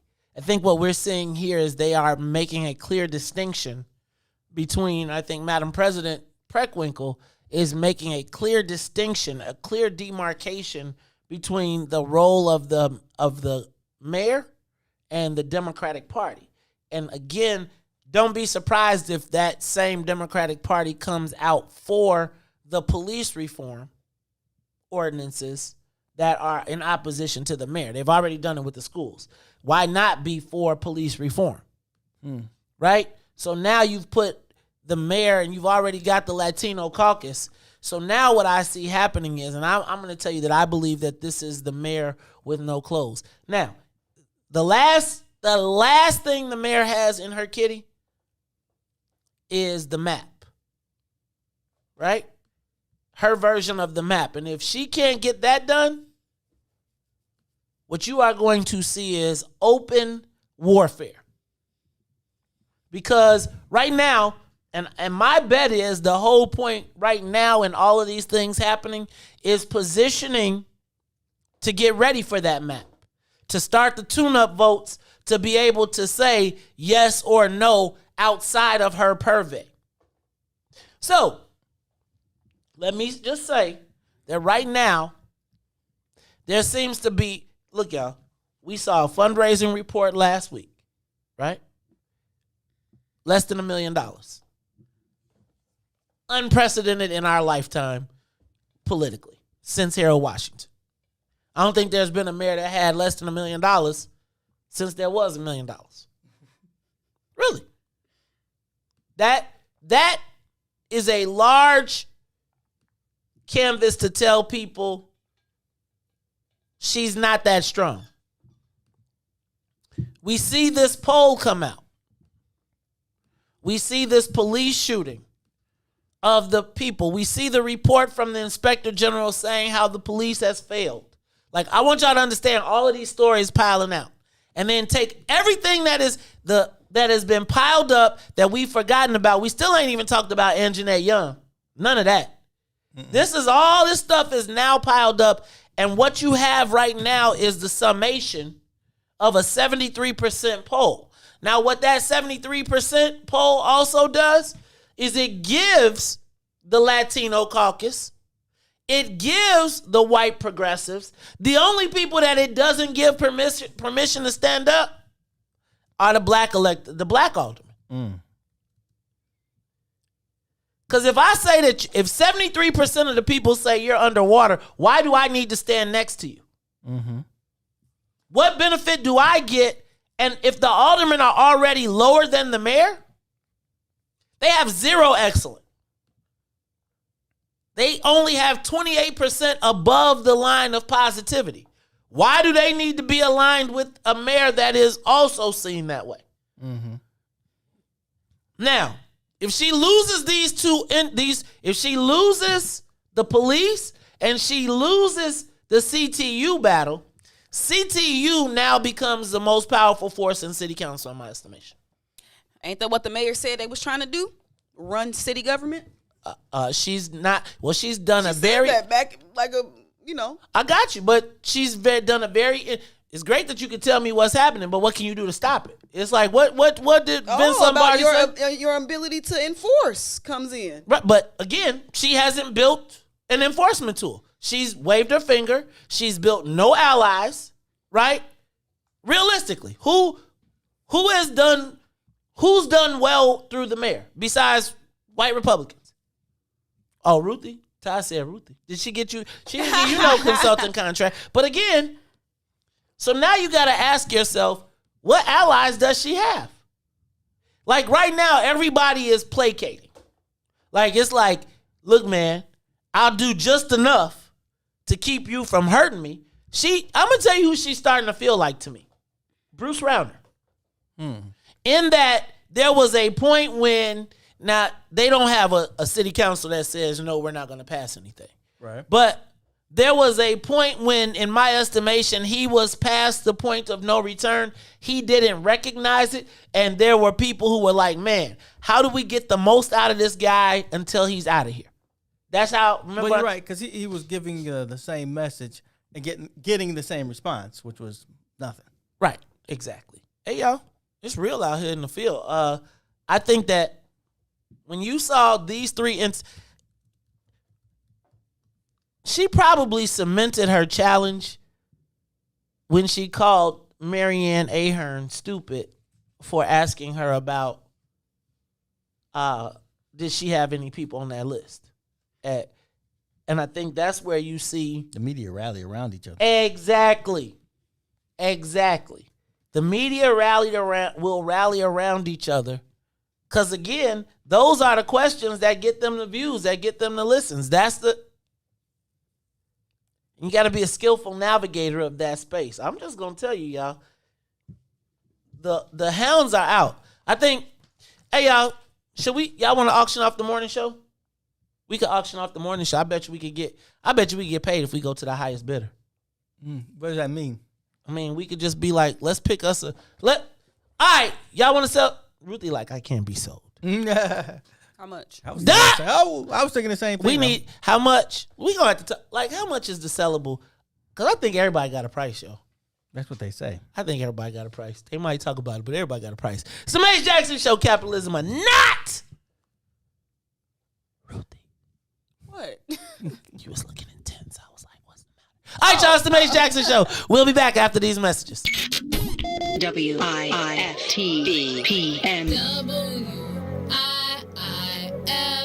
WIIFTBP. Media's just for you and me.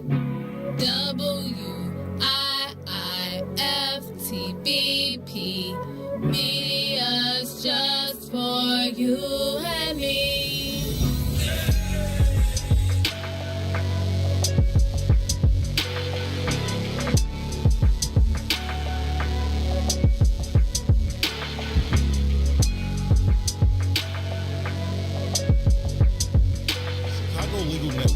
Collaboration of attorneys that concentrate in many areas of the law most needed in Chicago neighborhoods. The CLN lawyers focus on personal injury, criminal defense, and other issues. The CLN lawyers all average over 20 years of legal experience and are dedicated to helping the Chicago community. The Chicago Legal Network is committed to developing black lawyers through mentorship and co-representation. So if you were injured in a car accident, slip and fall, or injured on the job, or you need assistance with criminal defense, including driving violations and DUI, check out ChicagoLegalNetwork.com for for more information or call 773-912-3545. 773-912-3545. Shop at Black-owned and operated Solo Beauty, where you are appreciated and respected. Located at 8158 South Cottage Grove, Solo Beauty can supply all of your black hair care needs. Solo Beauty is open from 11 a.m. to 8 p.m., Tuesday through Saturday.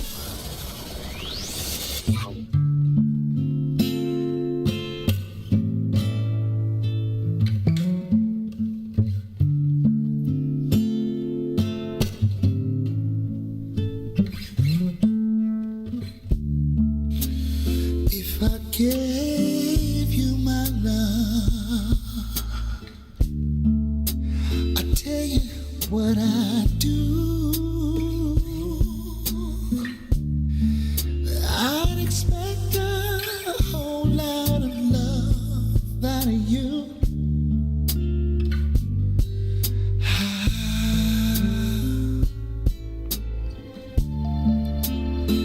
You got to treat me good, and I'll be good to you. There's a whole lot of things you and I could do, baby.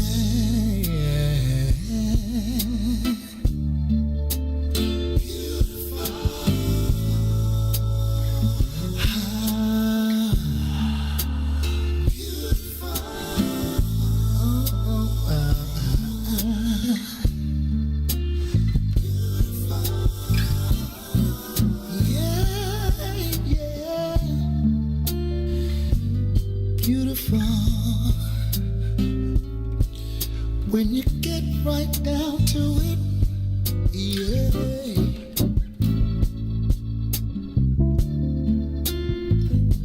You're beautiful.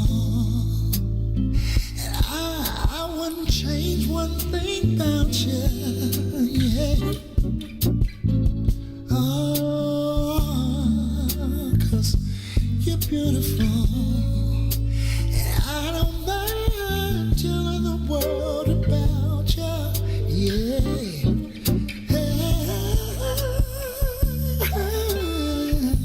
You're beautiful. And what about the way you love me? And the way you squeeze me. Simply beautiful. Yeah.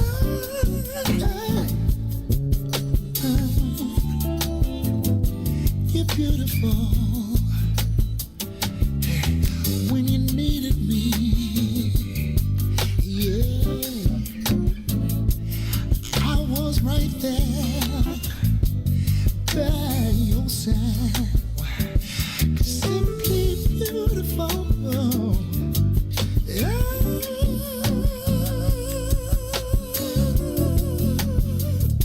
You're beautiful. I wouldn't change nothing about you. Yeah. 'Cause you're beautiful. Yeah. When you get right down to it. When you get right down to it, yeah. When you get right down to it. You are listening to the most dangerous show in the morning. This is What's in It for the Black People Radio. Maze Jackson. Maze Jackson, the most vociferous advocate for black people in the world. For Ruthie Moore, for Todd Stroger, I am the host of the Maze Jackson Show, asking every single day, what's in it for the black people? And if you don't like it, you can still tell them Maze said, Mayor Lightfoot, man, we ain't accepting that. We ain't accepting that. Let's go. Yeah. Let's get down to business and go ahead and address the facts, man. Lightfoot seems more lesbian than black. Rahm Emanuel's another case. He was just as tired. 50 closed schools left much to be desired. Police had Anjanette naked on that body cam. They suppressed the footage so it couldn't touch a lot of hands. Reminds me of that 16 shots in that cover up. Both of them similar, so I went and dug it up. George Floyd killed, a lot of riots happened in the town. Southside burned and they wouldn't let them bridges down. Grandmother sick, need a prescription and plus a couple groceries. You gon' have to travel just to get it now. COVID-19 out here shutting all the business down. Not enough SBA loans to even give around. So many failed businesses that you could put them in the pile. If you don't survive the pandemic, it's gon' sit you down. We sing, dance, play ball, entertain, and crack jokes. Government infested black neighborhoods with crack smoke. System that milked us so bad, we got lactose. Still trying to find out what's in it for us black folks. We sing, dance, play ball, entertain, and crack jokes. Government infested black neighborhoods with crack smoke. System that milked us so bad, we got lactose.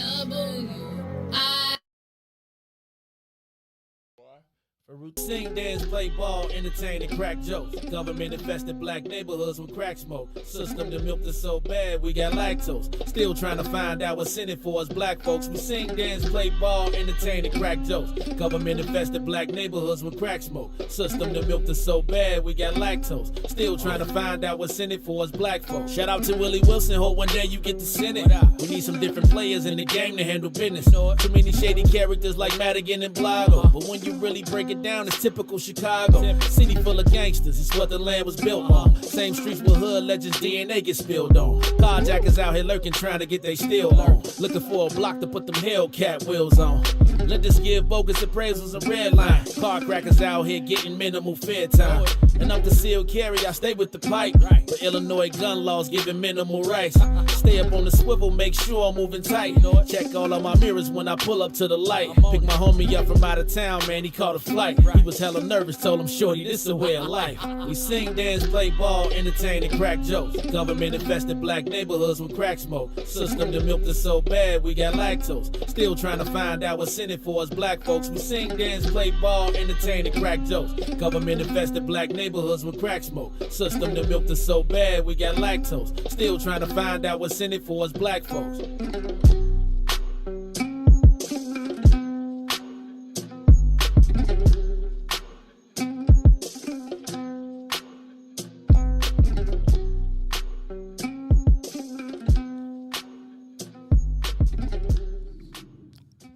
Wake up, Chicago.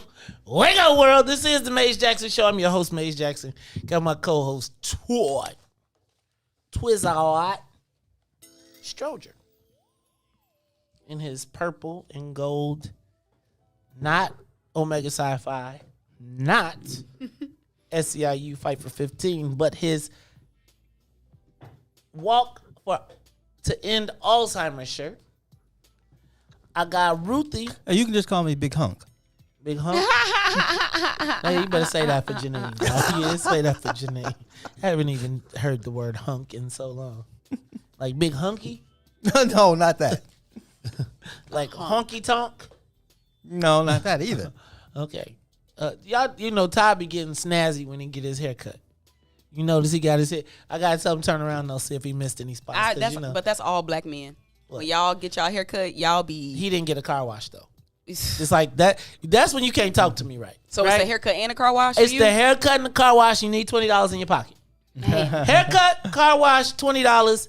Actually, it's more like a lining. Y'all ain't even got to get it all cut. But if y'all get a lining, y'all attitudes. Woo. Nah, I'm not. It's like I feel like if you're going to charge me $15 for a line, you might as well go ahead and bust it down. Right. Go and charge me the $30 for the cut. Cause I'm not going. Like I feel like I'm coming every week. I'm already in the gas. So $30. That explains a lot, Todd. That's a lot or a little for a haircut. That's about right. They used to be $10. That ain't right. That's a lot, you think, or a little, Todd? That's a lot. Oh, okay. Not really. I pay for the environment too. Oh. Right, like shoot, you go into my barbershop. It's like you're gonna get a good conversation. You're not gonna have any type of. That's called the black conscious tax. There will be no. There will be no cursing in front of the children. However, there will be robust men conversation. I would tell you that I don't have to. I would say that we look at our barber as a member of our community, and our part of the haircut is to support the quality, right? Like, always got new chairs, don't never got no stuff. He clean everything. I mean, I just feel like that's probably one of the most respected, unrespected positions in our community. Mm-hmm. Absolutely. The barber, to me, like, a haircut to me is more than just a haircut. It's an experience, right? It is a moment for me to just zone out. And so a part of it is I pay for it. And it's like I don't know if my haircut is actually $30. I really don't know. I just give them $30 for each haircut. Right? So I give them mine, my son, and we, it's like we feel like, but there's never a time that if I call and say I'm on my way, he'd be like, let me see if I can slide you in. Then, you might be fought back, but he'll slide you in, right? But if I need him, like say I got a news appearance or something, and I say, Clee, I need to get my hair cut, he'll be like, he'll come to me if I need him to, right? And he don't put the extra tax on me. So it's not a lot that's to me as a relationship. So it's just, in my plan. Ruthie, Ryan, let me ask y'all a question. You how much y'all pay to get y'all hair did? Woo! Ruthie said, "Don't play with me. I do my own." A wash and a retwist. That not including a style. Minimum is gonna cost you $50. Oh, that ain't that bad. I was paying $100 when minimum, but I said minimum. That's if you got a good relationship. I used to get my hair twisted every 2 weeks. And you used to get a style too, though, right? Yep. How much was that? Like $100. $100. But it was, again, the experience. It was like the whole wash, the scrub, the scab. Like, that was just a whole spiritual moment for me every time. I was like, I take it. Because, they get down in there. In the cosmos. Right. It's like when they get, sometimes when you got locks, man, you want to get in there and but I be scared to get in there and scratch too hard because I be like, I don't want, when you get them and they ain't locked. But then I used to have the interesting locks because some of them were, they were thin, so I could do too much and one might come out. Oh. And then you'd be like. The beauty of locks is you can always reattach it. Is it going to connect? That's the beauty of it. You can always repair. Will it regrow? It'll, well, think about it. It's just matted hair anyway. It'll mat back together. Yeah. Oh, that makes sense. That sounds kind of interesting. I don't think I'll ever get them put back in. I don't think I'll do that. No, I wouldn't do that. If you cut them out, or if you lose one because like if I cut them off, like my little brother, he cut his off, and then he started growing them back, and he got them reattached. He got the ones reattached to. Yeah, that's bad. Wait, that's bad no. There are people that do that. If you look on some locticians' websites, they have it like reattach. You can save your locks. locks. The ones you cut off. Nah, but that's bad juju. You can't be doing that. See, I won't. Oh, no, I ain't with that. See, here go Maze. Nah, I was thinking about like when I over the whatchamajigam, I almost started to twist my joints up, and I was like, nah, I'm too. I think at this point, I look too good. Your hair follicles. I'm just saying, but at your age, it might not be a good time to get locks and to change your hair pattern because Sorry, old man. Thinning is a real thing. Dang. No, really, and you actually. Out of all, like a lot of black men your age, your hairline is really intact. I wholeheartedly agree, and I noticed like you see how far Ron's hairline is back already though. I'm just saying that's the weight of your hair getting pulled back. You look like you're right. Your hairline look like Jim. You look like Jim Rose, dog. Your joints start like look. You start. No, I'm saying you don't realize it. Not Jim Rose. You got the Jim Rose, dog. You got the Jim Rose. Look, I'm just telling you. Ooh. If you was to get your line, where does it start? I don't feel like I have my. No, because if you gotta go like this, if you gotta look down to find the top of your line, you got a problem, dog. Your line starts where Todd's does. Not at all. Oh, God. You see, I'm trying to stay silent, right? I see. I'm just saying. Oh, I'm just saying. It's all good. Ron is. I'm gonna add Ron in the cousin Juan forehead club. It's like the forehead club. It's maybe he just got a big forehead. Ron, can you get 4 fingers across your forehead without touching hair? Yeah, you can put your own. Good. He from my thumb is touching my hair. Your thumb doesn't count. I said 4 fingers. Look, y'all. He can put from his eyebrows to his hair. He got a whole hand space without touching his line. I'm touching my eyebrows. It's a 5 head. I'm touching my eyebrows. You got a 5 head. Three. He got 3 like this. I could do it. Oh man. Black hairlines matter. Yes, I'm telling you. No, I'm just telling you. The way, if you notice, so one of the things I've noticed with locks is that as more people get them and as they grow longer, it's gravity. And it does pull. 100%. So if you pull it back and wear it in a ponytail, and I think that's part of I was going to run for alderman, but the other part I was scared that my hairline was going to start like where Jim Rose's does. But you know what men typically do is they just shave off the front parts. And that's not only just a style, but that's also a way to protect their hairlines. I know. They shave off the front part and then it'd be like they dreads start moving back. Then the next thing you know, they got a dread tail. Right? Because they ain't got no hair up here. But they like, I can't. Now it's the only thing I got left is my locks. So I got this braid lock that I'm going to turn into one unilock. All right, y'all. I'm having a good day. Really? What is yeah, because the white man can't tell me how to wear my. Well, let me as a black man tell you, cut that mess off. I still think I always be remembering when locks meant you was conscious. Now locks mean listen, I'm gonna say when I first got locks, it was still that. But then I noticed, I said, dang, but now all the little young boys got them too. White t-shirts. So they messing it up for me. Yeah, now it's like locks. Locks used to be I'm telling you, locks used to connotate you as somewhat conscious. Now locks mean you'll kill somebody. Locks mean you will kill somebody dead. Oh God. Oh, so this is okay. I think it's still somewhat of a consciousness. I don't think they just joking, Ron. Don't fall. Lil Wayne, how conscious is Lil Wayne? Stop it. They didn't get their locks because of Bob Marley. They got their locks because of Lil Wayne. Oh, not Stevie. Not Stevie. Ty, look at Stevie. That is yes. Oh yeah, I've seen it. But he can't see it. He can't see it though. He can't see it. Be careful. He don't know. Oh, God. Somebody got Stevie out here looking like that. Oh, Lord. But the leader said, it's tied up. Stevie Wonder is tied up front and Ruthie in the back. Yeah.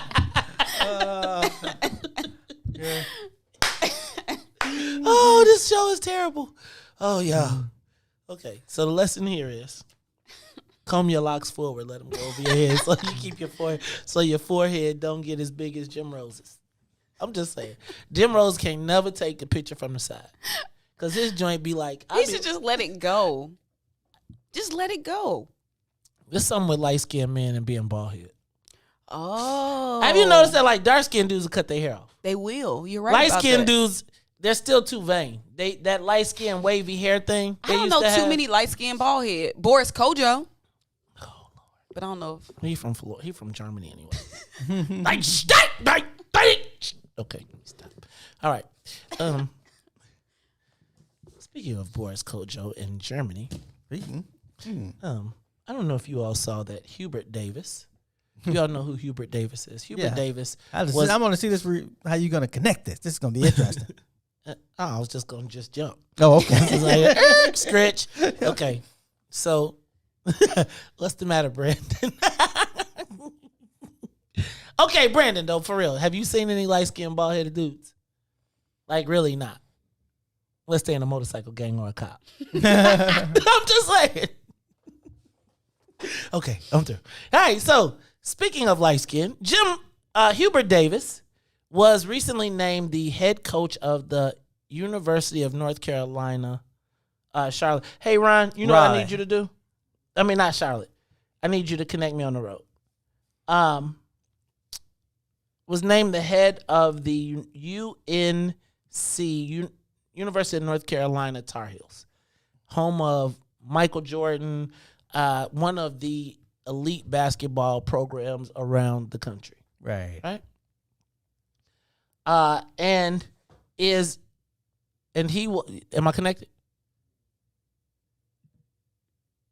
And he, let me back up. I'm sorry, y'all. I was a little distracted.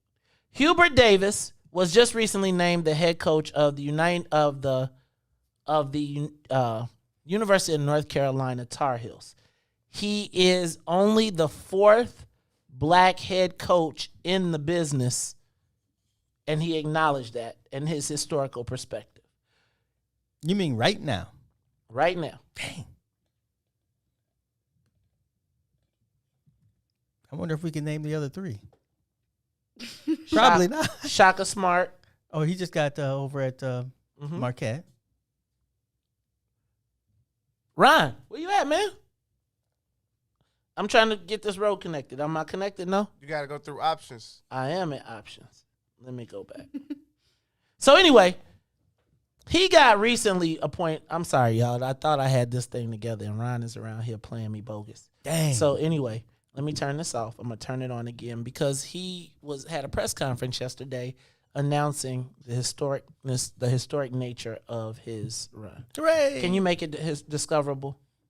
And I'm currently looking to play you the video because yesterday while he was doing his press conference, he had a moment in which he talked about the significance of being the first black head coach of the University of North Carolina, but he also had some other things to say. Now, I'm trying to get the Bluetooth because I want to play the video for you. And so bear with me a second. Todd and Ruthie, if y'all want to have a conversation while I'm trying to get this, that would be great. Ruthie, you know who Hubert Davis is? It discoverable? No. Yeah, well, he played at the University of North Carolina. And I think he got drafted by the New York Knicks.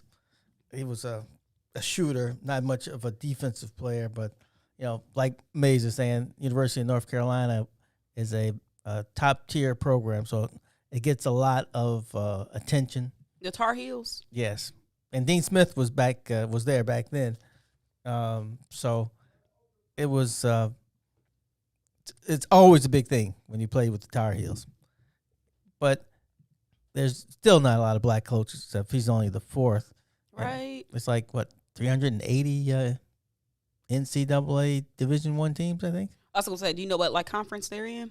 Oh yeah, they're in the ACC, the Atlantic Coast Conference. Got it. Big thing. We got it. Okay, cool. So yesterday, Hubert Davis had a press conference in which he then decided to talk about the historic nature of his appointment. Now, his announcement. It is the South. I want y'all to pay attention. Ryan, I'm going to pop me up, and I'm ready to go. Y'all ready? This is University of North Carolina new head coach Hubert Davis on the historic nature of his hiring as one of 4 black head coaches in the NCAA. Here is how he talked about it. It is significant, Steve. It's significant that I'm African American and I'm the head coach here. It's significant. I know that in terms of Division I head coaches all around the country, only 26% of the head coaches for Division I men's basketball are compromised by minorities, specifically African Americans. I know that it is significant that I'm the 4th African American head coach in any sport in the history of the University of North Carolina. Oh, that's what it was. I'm very proud to be African American, but I'm also very proud that my wife is white. And I'm very proud that my 3 beautiful, unbelievable kids are a combination of both of us. But I'm also very proud that my wife is white. And I'm very proud that my 3 beautiful, unbelievable kids are a combination of both of us. So very proud that my wife is white. And I'm very proud that my 3 beautiful, unbelievable kids are a combination of both of us. So very proud that my wife is white. And I'm very proud that my 3 beautiful, unbelievable kids are a combination of both of us. Ruthie, I'm going to guess that he only said it once. It's significant that... Okay, he did not say it that many times. Oh, just wondering.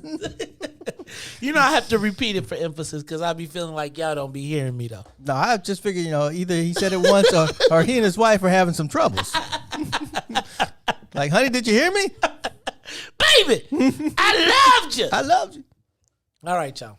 I think React. he made a mistake, not in saying it, but in his semantics. Is it? Ruthie, you're smarter than me. Semantics.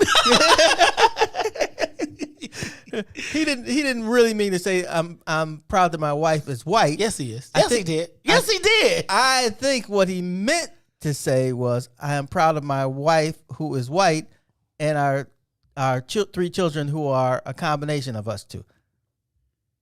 Ryan,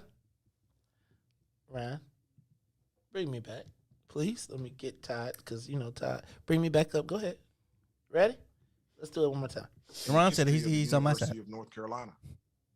I'm very proud to be African American, but I'm also very proud that my wife is white.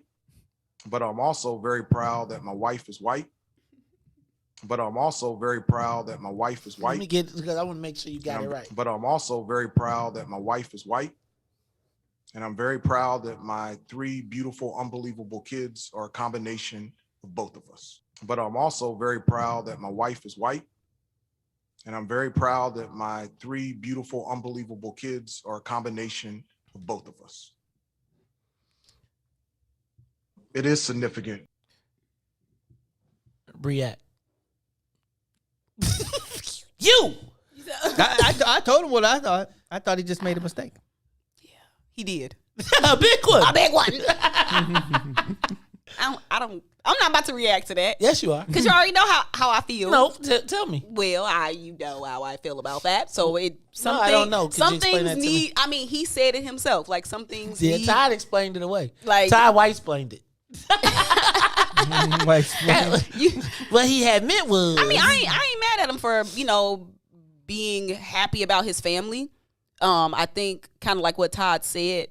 Maybe it wasn't the right time to say it that way while you're being honored for being one of 4 black anything. But I mean, he should be proud of his family. YOLO, you only live once. Okay. So I'm gonna say that his wife got tired of hearing that mess. What mess? I would say that blackness has probably not been a priority to them in general, right? Like my guess, Hubert Davis, UNC, he has officially figured it out, right? He's figured out to become the head coach of the University of North Carolina as a black man. He has clearly figured it out. Now, it may not be our it, but he has figured it out in the path to white spots. I would argue that blackness probably is not a top priority in their home. And I would almost say that was a person who is like, do not judge. Like he recognized it, but I'm a good coach. I'm not black. I'm not a black coach. I'm a good coach. And the whole blackness in a home where blackness does not resonate probably gets a bit irritating.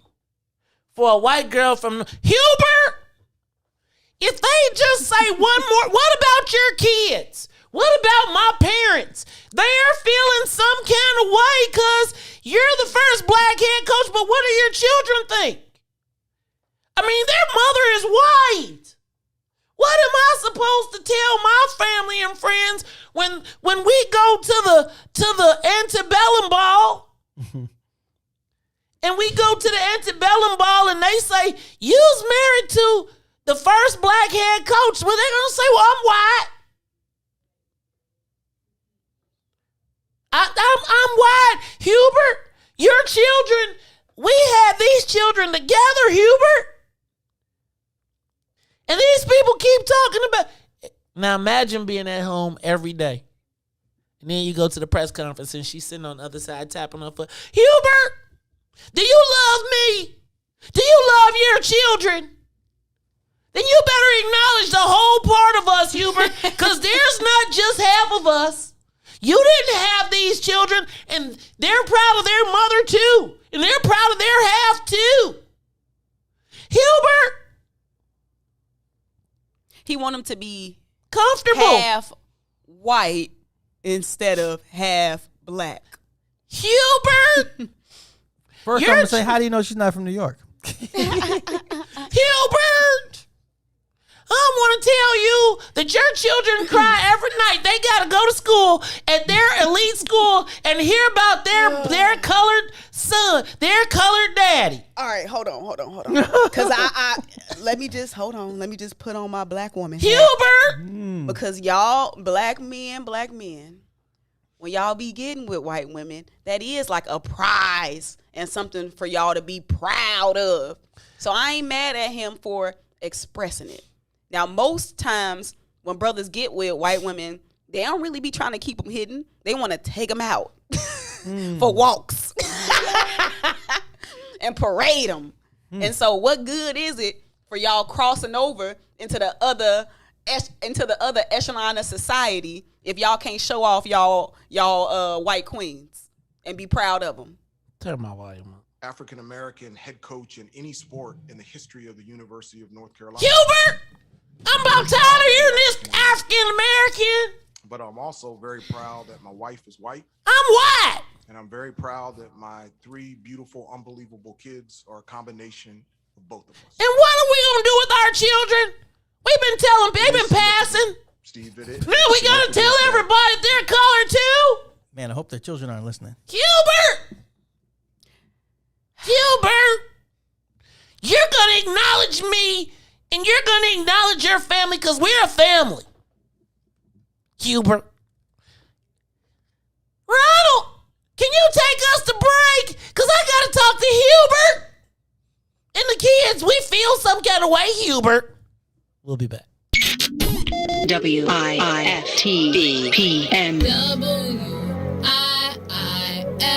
WIIFTBP. Media's just for you and me. WIIFTBP. Media's just for you and me.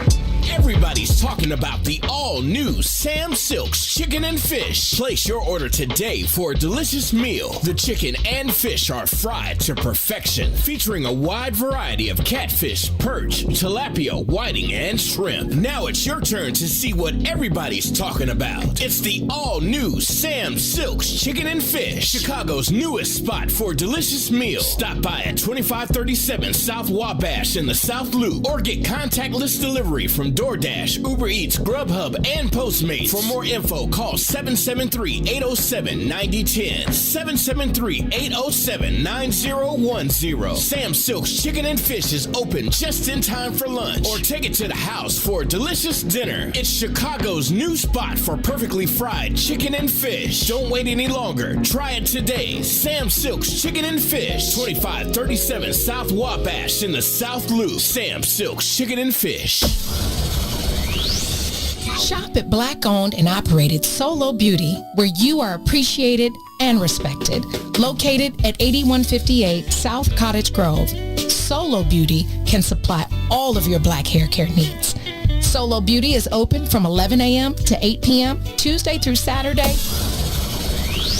Chicago Legal Network is the collaboration of attorneys that concentrate in many areas of the law most needed in Chicago neighborhoods. The CLN lawyers focus on personal injury, criminal defense, and other issues. The CLN lawyers all average over 20 years of legal experience and are dedicated to helping the Chicago community. The Chicago Legal Network is committed to developing black lawyers through mentorship and co-representation. So if you were injured in a car accident, slip and fall, or injured on the job, or you need assistance with criminal defense, including driving violations and DUI, check out ChicagoLegalNetwork.com for more information, or call 773-912-3545. 773-912-3545.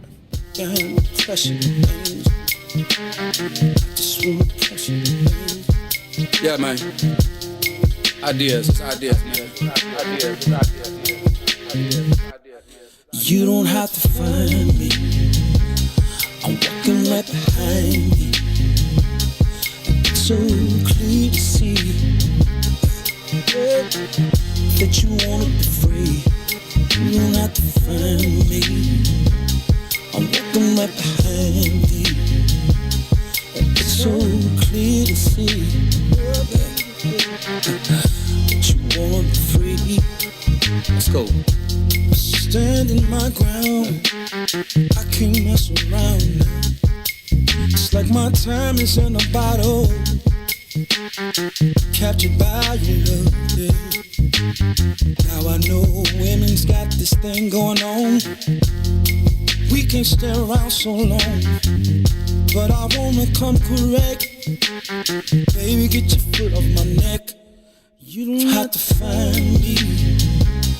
I'm walking right behind you. Understand clearly, yeah, that you wanna be free. It's the time that you spend making me think within. Is the trust still beginning? Fade away from beginning of the day. I can see you trembling times, and I can see you wondering mine. Is it me considered? It's you that's with it. See, you don't have to find me. I'm walking right behind you, and it's so clear to see, baby, that you wanna be free.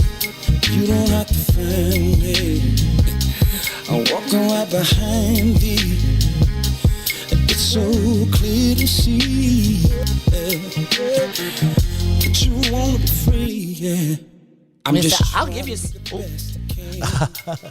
You can call me the trouble. It's the Maze Jackson Show. Ruthie around here talking about getting married to a white man. We gonna have a problem. No, I just said I feel like it's okay for black women to date outside the race, Ruthie, but not black men. Oh, okay. Well, I can roll with that. I'm down with double standards. I'm down with that all day long. I'm down with the hypocrisy. I'm down with it all day long. I'm with you. But I'm just telling you, Ruthie, if we see you come up, I'm just telling y'all. I keep him hidden. I won't be proud like this man. No, we're gonna find out, and we're gonna make sure that we embarrass him. And I'm gonna call Rogers, and I'm tell Rogers and all 110 grandkids, they gonna be like, listen, Granny. I really don't start. It's Enough. a movement. Enough.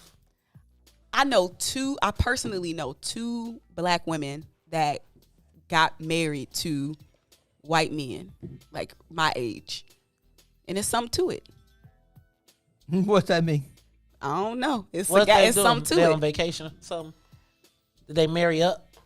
Who? Which ones? Because your black girl. Of course they did. When you say up, you mean finances. Of course they did, but they were capitalists. But you know what the thing is they wasn't doing too bad themselves. So I don't think white men marry like, white men don't marry down. Yeah, they're not gonna marry down. They might take a step, but they ain't gonna drop. They ain't gonna go too far down the road. If they married down, it was some bomb.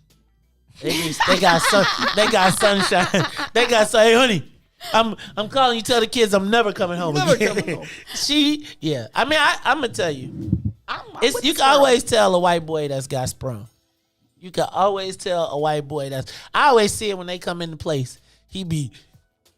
That's how Serena got that billionaire. He was around there like, wait, what is this? What did you just? No, Serena got that billionaire because y'all thought she was too muscular, so she had to get her a white man. I'm not gonna say what I have to say. And he's a billionaire. So actually, is that capitalism? She was the come up. Was it capital? I mean, she got the come up. So they both won. Ruthie, are you a capitalist? Would you marry a capitalist? I am not a capitalist. I don't consider myself to be a capitalist. Because you ain't got the capital yet? Because I not only that, but I don't be liking none of them labels. I ain't a socialist. I ain't none of that. If you marry she's a Ruthie. white dude, it depends on the type. We already established if it depends on what type of white. Give me what type of white. Like Greek. That's not white. That's white. What you mean Greek? So wait, you find Greek men attractive? They got a little look to them. I like olive oil. We about to Like I like the food. I like culture. Like you better go to Africa then and get you some babule. Get you Nigeria. I think you go. I like Africans. I like Ghanaians. We got to get. I just need to say degree and jergens. Cause them ankles be working, boy. I'd be like, I'm not getting these calves. I'd be like, what fragrance is that?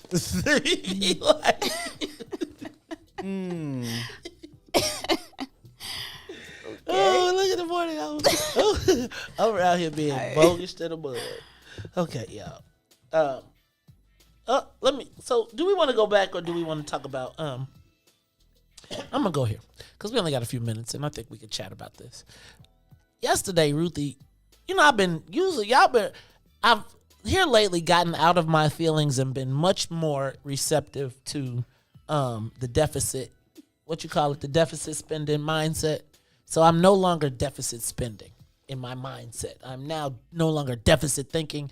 I am thinking the glass is half full, especially when you pour it in the chair.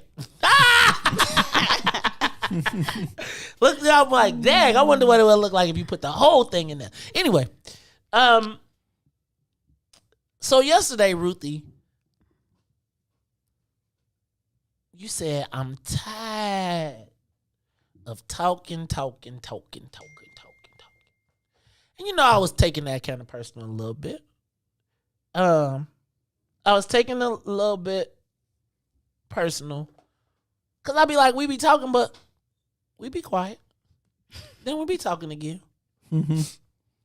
But I also think part of our job is to amplify a lot of things that are going on. But I also thought about actionable steps. Like what? Because I do feel like without any, dispassionately, I do feel like there is an imaginary moving target standard of blackness. Right? Like there's no clearly defined, if you operate within these guidelines, you are operating within your blackness. Right? And I mean, I get all of the stuff about white supremacy and all of the stuff, but I don't know when we've seen an example of anything else.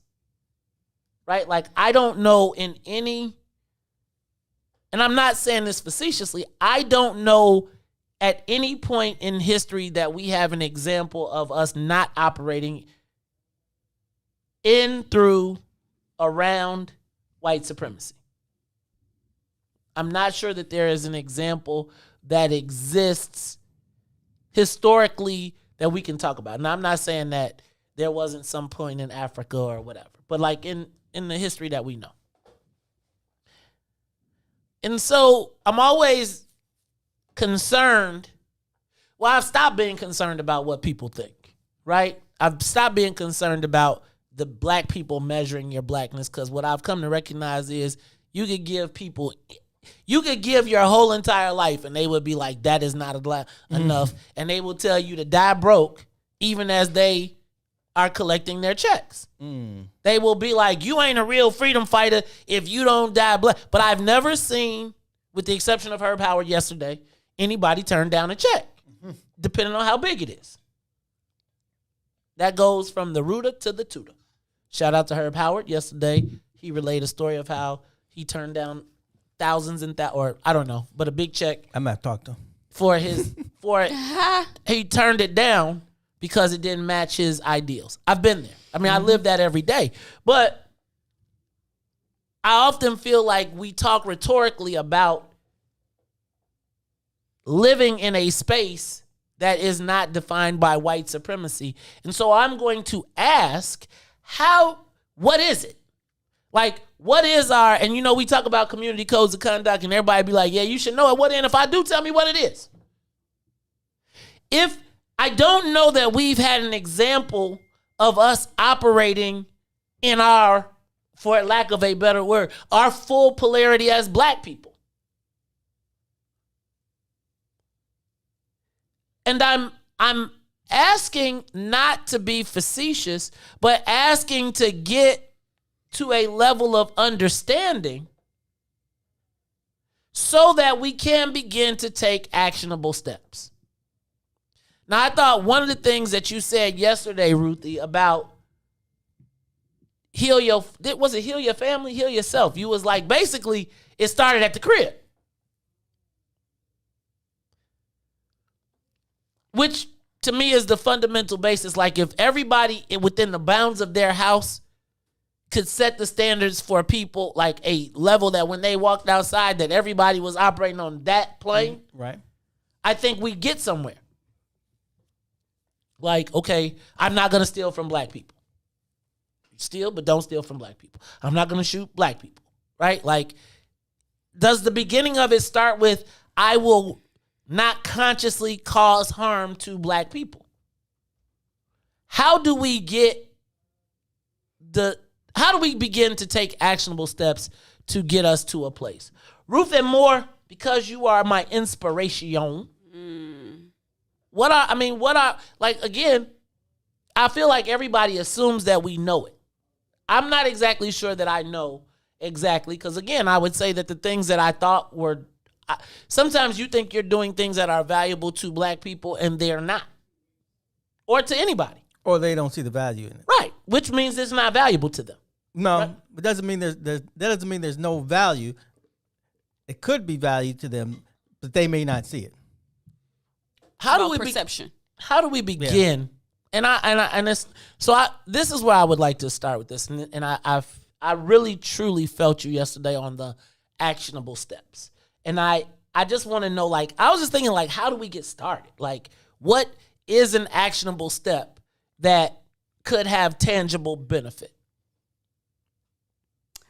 Or is that, I don't want that to be in the consulting space and you'd be like, if I told you that. No, I'm just saying, you already know, figuring this out, we would solve all of our community problems.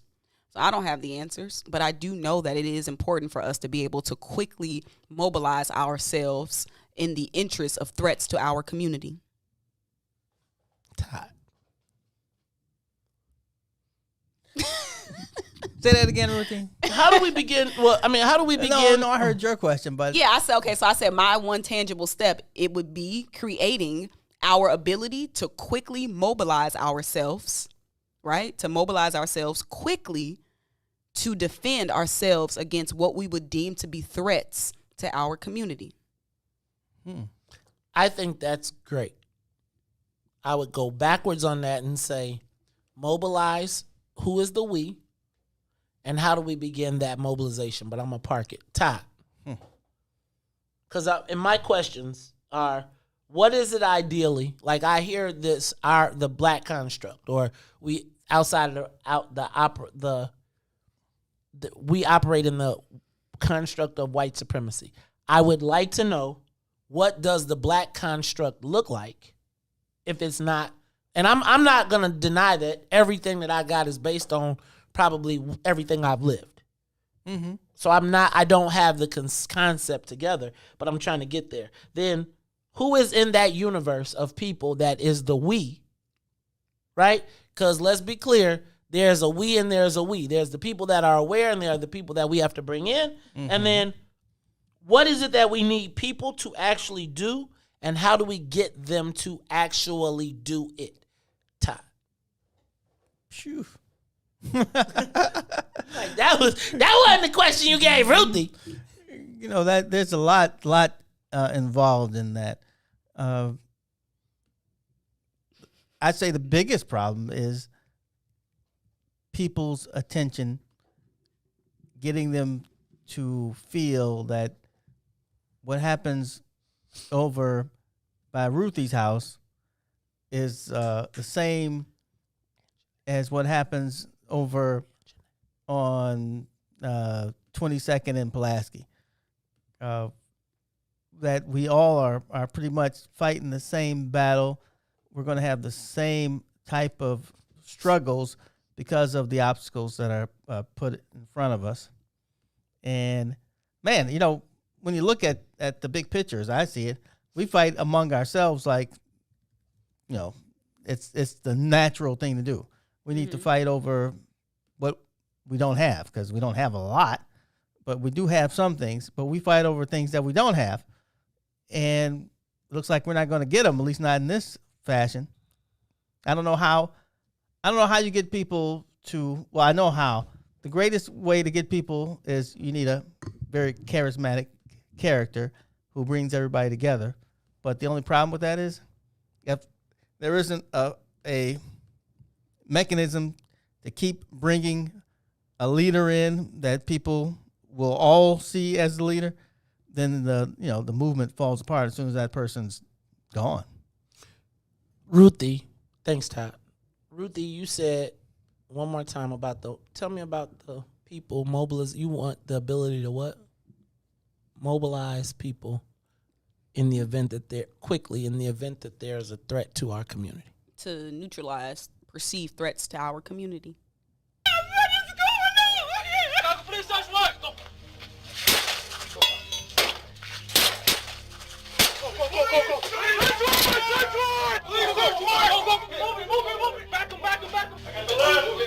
You need to tell me what you're looking for.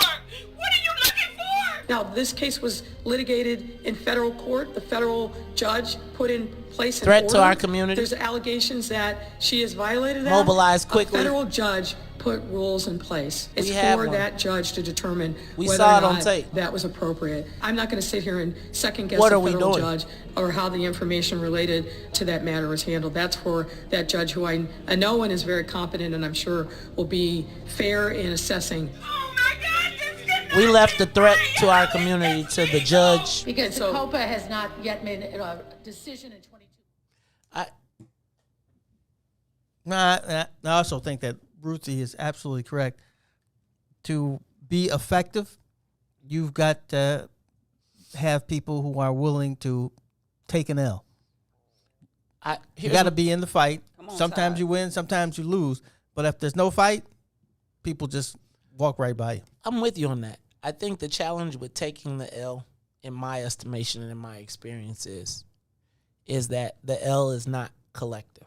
And I don't mean that, like, there's always going to be the tip of the spear. There's going to be the person that, but in a fight, if your fighter comes back to the bench, we got to be able to replenish the fighters. Right? Mm-hmm. Oftentimes what they do is say, yeah, somebody got to take the L. It won't be me. And when you take it, everybody's looking the other way like, dang, he got hit. But you can't think about that, though. You don't think about that when you're taking the L, but when you're planning, you think about that. No, you don't. Yes, you do. No, you don't. You can't, because then you are not willing to take the L. That's not true. Because you won't even take it if you already know what you think the outcome is going to be. That's not true. I think Mays is right. That's not true at all. The strength of the group is knowing that the group will protect itself. But if you don't formulate the group properly, you're not going to have that trust. You're not going to be willing to take that L because you already don't trust the people you got around you to catch you when you fall. Let me back. When my dad was a committeeman and the president, he must have hired, like, I don't know, a whole bunch of people who had lost their elections, but they had a connection to him in some way. So they came into the county. Now, he never got any praise for it. Nobody ever said, John Stroger, you helped feed some families. As a matter of fact, the people who were always against him either were always against him or they became very quiet. When you in a war, they plan for casualties. They don't stop the war because they know they're going to be casualties, but they have a strategy with how to deal with the casualties. Wars and revolutions are two different things. Even in a revolution, revolutions start, and I wouldn't even say they start spontaneously.